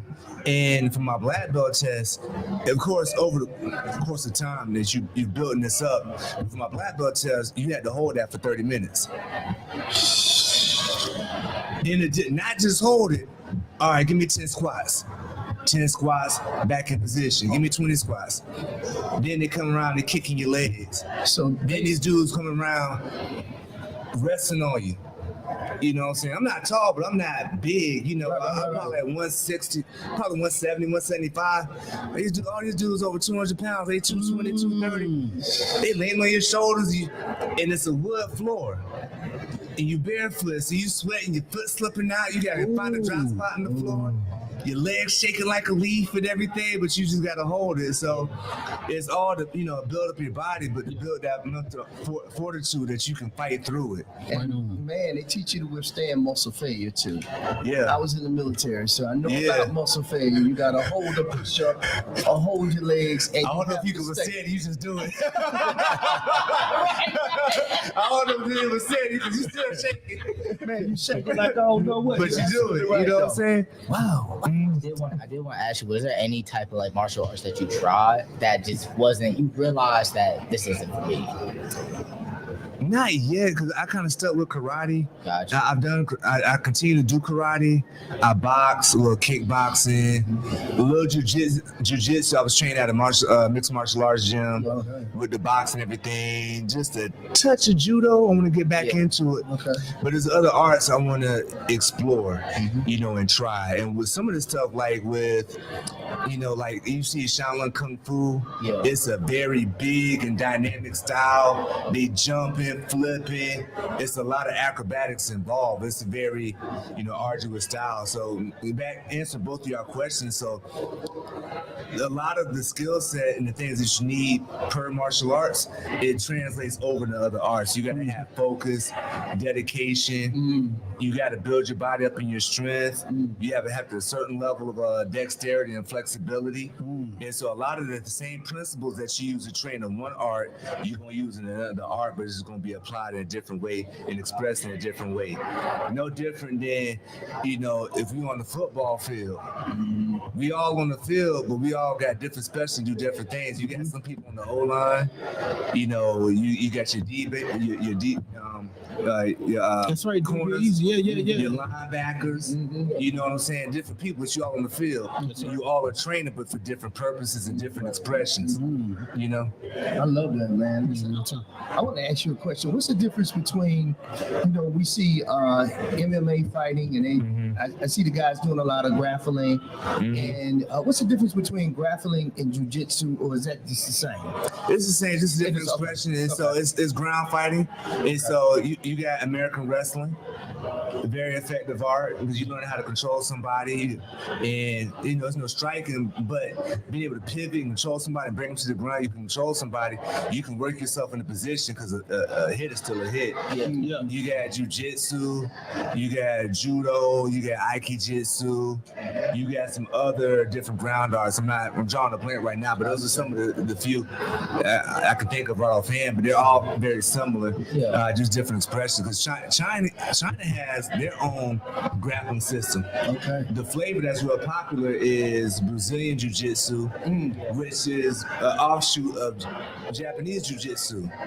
Because Jiu-Jitsu that's not Spanish, that's Japanese. And so the Jiu-Jitsu practitioner came from Japan, and he settled in Brazil. Yeah. And he started teaching Jiu-Jitsu. Then the Gracies got it, and they coined Brazilian Jiu-Jitsu, because they added their own, they put their sriracha and their hot sauce on it, and, you know, they chili powder on it. You know what I'm saying? The Brazilian, I may be thinking of, what's the style? Like it originated so they could protect themselves. Oh, capoeira? That might be it. You know, as a slave art, there's capoeira. Yes. Yeah, banana way, banana way, banana. And they You do ever a see- lot of like roundhouse kicks and the flipping.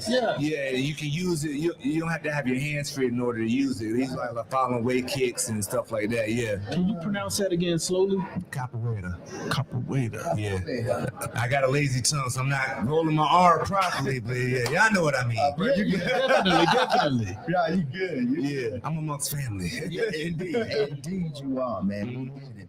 I was having a hard time pronouncing the last name today, so I can dig it.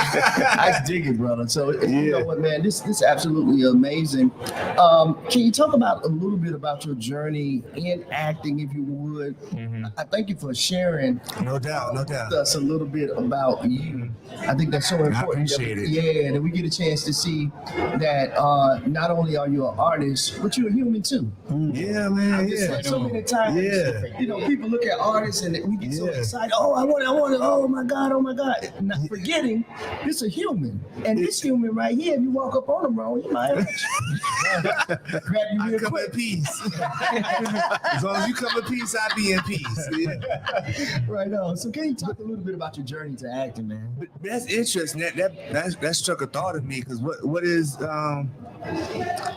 art but to be human? Yeah, that's right. You know what I'm saying? It's an expression of the imperfections of life. You know, so you can see yourself or see a side of yourself that you wish to be a part or express. Yeah. You know what I'm saying? It's not all just, you know, woe is me, but we want to tap out of, like, if you are in a condition that you don't want to be in, you want to see somebody else win it, you know, and see yourself represented in that. You know what I'm saying? And so it's all of that, you know, the imperfections and the perfections, you know, but it's all expressed right there. The art is to be human or superhuman, to inspire something greater, but just, you know, check out, and I can do that. That's right. That's right. Man, I absolutely love that, man. Thank you for that. You got No something doubt, else? and thank you. To answer your question, though, you asked me about my artist journey. Yes. It's been a long way, you know. I'm still on it, and it's one of those things. It's like, wow, like I've got so much further to go, but I've come so far at the same time. And I don't think it's one of those things that you ever complete. You just get further along. You know what I'm saying? When I started as a youth in church, you know, doing church plays and everything. You got your Easter speech. You just learned how to read, and then you just learned the speech. Ain't but 2 words. You know, 2 words. Oh, that little JC. You're looking at everybody. You got the microphone.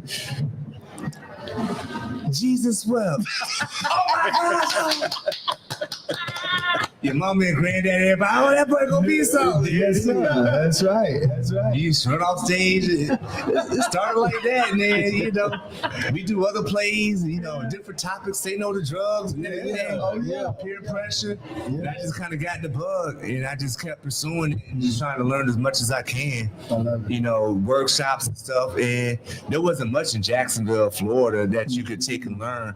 People that were from Jacksonville that went to LA and different places that come back and do workshops, I would attend, and I would do community theater. Okay. There was people. There's a guy, Darryl Reuben Hall. He's from Jacksonville. He's friends with Angela Robinson, Takia Crystal Kameda. All went to FAMU together. He's one of those guys that came back to Jacksonville. He had Stage Aurora. And I would do a lot of his plays and whatnot.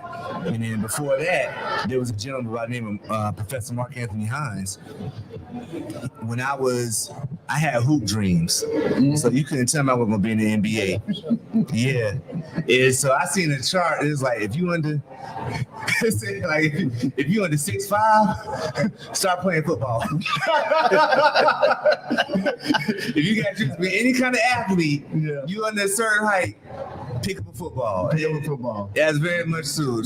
I like, but basketball is my favorite sport. Okay. Basketball is my favorite sport. Come on now. That's where you dribble up and down the court. Come on now. Like Moses Malone, man. Nah, Dr. J too. Yes, sir. I played ball, like, and the closest I got to a scholarship was you know, in the church, in the AME system, like every year to you AME? No, we Pentecostal. Pentecostal, okay. Yeah. I don't know if it's similar, but like every year or two, y'all have like a big convention. And it's like the pastor draft. Right on. You know, with the #1 pick going to St. Andrews AME, we got Bishop Johnson. Bishop Johnson, everybody. And it's like that. It'd be a big conference. It's like the pastor draft. Yes, sir. And so our pastor, Reverend Simmons, he was the president of St. John's Community College. And so that was gonna be my last best effort to get onto a team. And so I was playing, and so he got me, I went to the church, and he got me a tryout with St. John's Community College. Oh, wow. Yeah, so I went, you know, and I played, and I did okay. Stars basketball camp, and then this is later.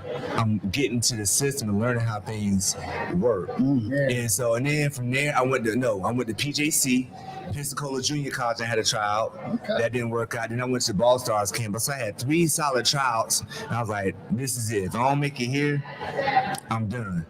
I can't keep trying on the empty box, you know."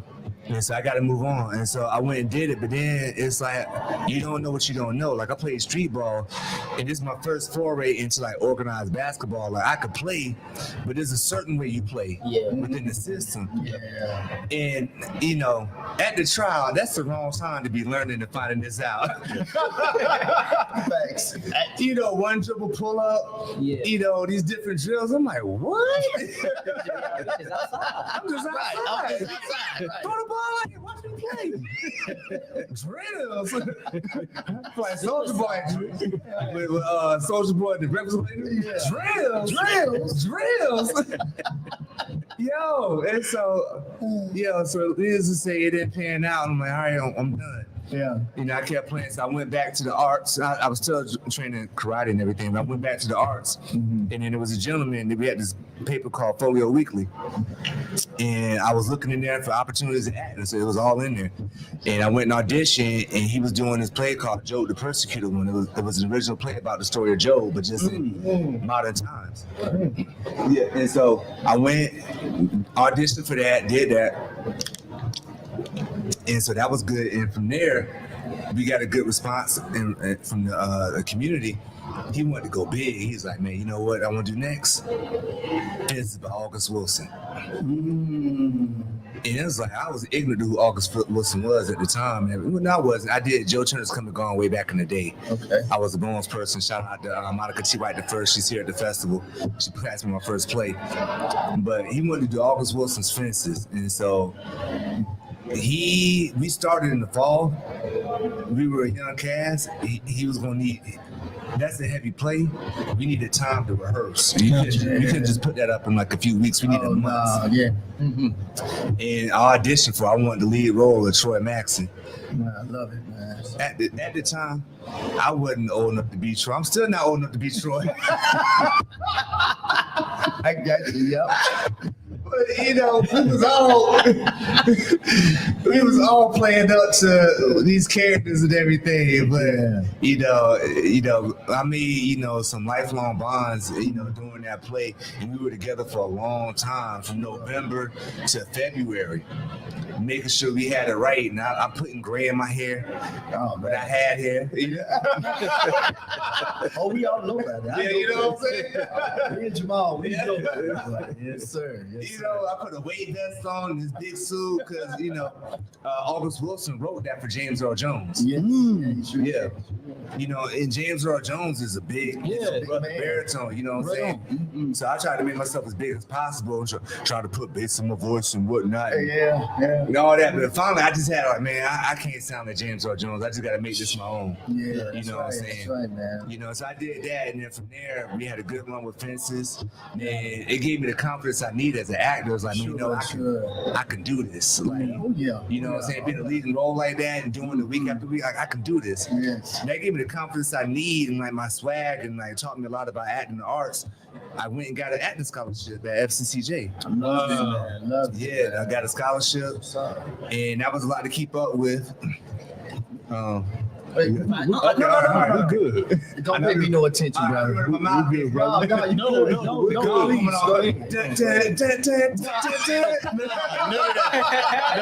good. And then, let's go stage.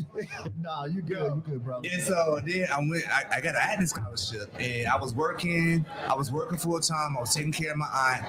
The acting scholarship was a lot to be a part of because it required a lot of rehearsal and shop time, but everything I had on my plate. And from there, I switched from the acting scholarship to forensics. And forensics is speech and debate. And so forensics, I found this out at the time. Forensics means like the search for like truth. So you're searching for truth through speech and debate, matching ideas with one another. And so my events were impromptu, preposition, speech, and there was something else I did during that time when I was in school. And then we went back to community theater with Del Rubin Hall and whatnot. And I got to a point where I kept going up and up in my career.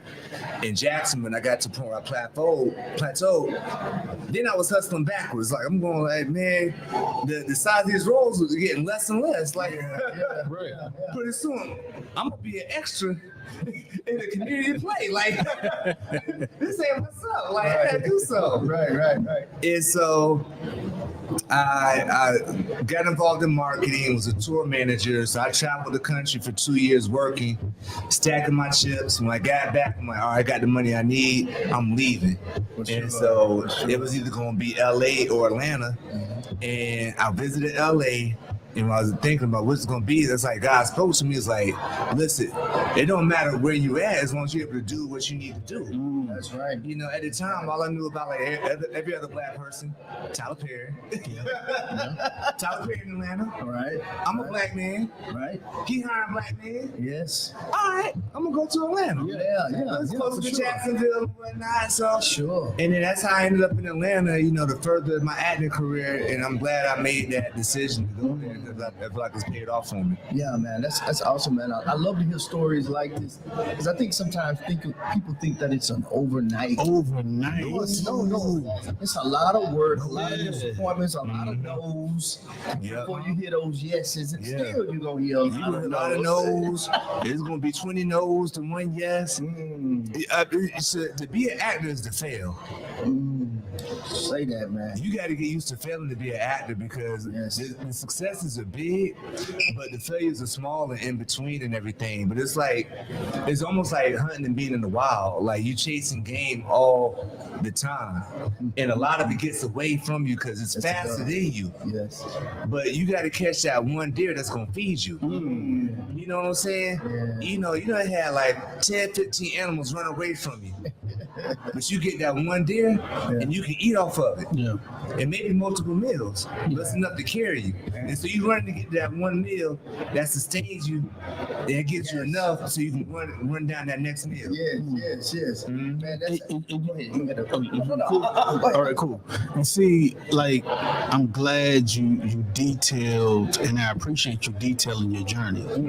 And then, to me, it kind of ties up, like with the story you were telling us about how you had, in order for you to pass, to qualify your test, and then your endurance with staying in the acting. To me, those are parallel. Yeah. Like that and you, a lot of young brothers, a lot of young sisters too, they need to hear that. It's not a switch that you can just flip on. No. It takes discipline. It takes endurance. It takes consistency. It takes getting to the brink of wanting to quit, but then keep going. Yes. And have that's to. a testament. Yes. You have to, man, to be an artist, really anything, you have to endure. We get so focused on looking at the destination, Yes, we do. everything. Yes, we do. We're at the International Black Theater Festival, and we seeing stars galore walk here. We can walk up to them, shake their hand, Sure. talk to them, and they've been pleasant Very and much so. whatnot. And we're looking at the end result of a lifetime of endurance. You know what I'm saying? This isn't even a destination. Mr. Howard Williams is in his 80s, Yeah. and he's still acting. He's still getting it. It's a marathon. It's not a sprint. Nah. There's not one ribbon that we're crossing that we can just rest and stop. You got to keep going. You gotta keep And when going. you said that, it made me think about my journey in the martial arts. To get through that, I had to endure. Yes. Because then, once the time was over, it wasn't over. There was still more to do. Now I gotta fight everybody. You gotta fight everybody, bro. It wasn't done. I just had to endure. You just get to the next thing. Endure this. Worry about the rest later. You know, because I was before Black Panther. I was at my wit's end. Like, no money. I ain't know how I was gonna get it. That's a whole nother conversation. We've been talking a long time, so we'll do part 2 to this. And I'll tell you the Black Panther story. Yeah. Yeah, we definitely want to. We got like a few more minutes. Okay. But, oh man, I really want to get into that, but we got another interview coming up, and we got to get set up and got to get ready for it. I feel you. But this is what I want to say to you, though. As you were talking about martial arts, one word came across my mind, and that was patience. Yeah. The great deal of patience that it takes, because martial arts, and maybe I don't know, I'm not a martial artist, but it seems But you like, in the military, so Yeah, I was in the that military. discipline. yes, but it's not there anymore. But all right now, anyway.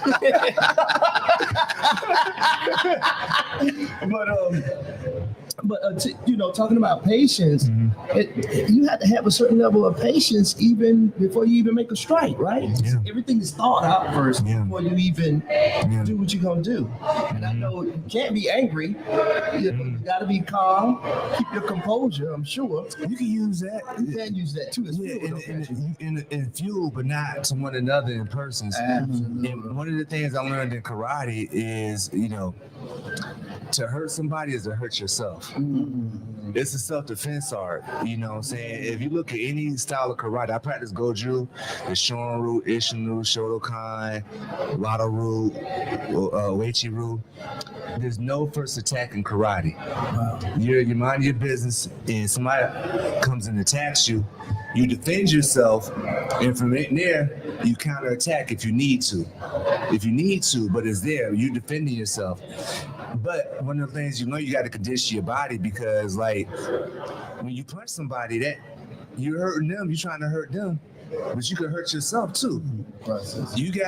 That's why we do knuckle push-ups, because you got, the slender bones in your hands, Oh, yeah. your knuckles and the skin and everything. You can rip the skin off if you have a conditioning.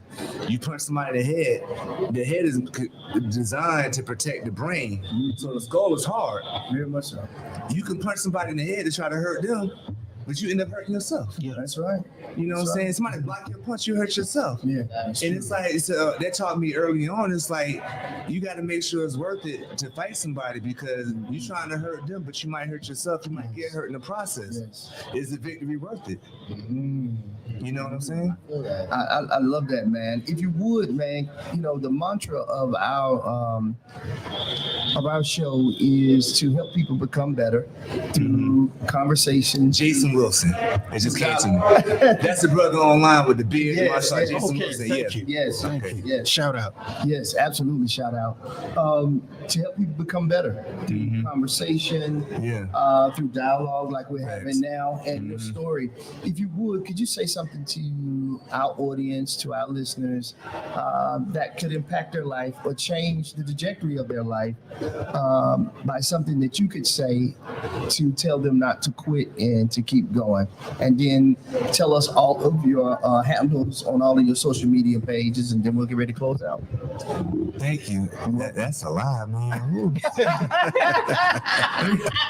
Let me reach into my pocket. I think I got a few jewels left in here. I think you got it, bro. I think you got it. So the one thing we covered it here. So one thing is patience and enduring and whatnot. And don't look at the glitz, the glam, and the destination. If you're doing it for that, you're doing it for the wrong reason. You got to do it because you enjoy it. Come on, man. And that you want to do it. I wanted to get better at karate, and I wanted to develop myself as a person, as a human being, as a man.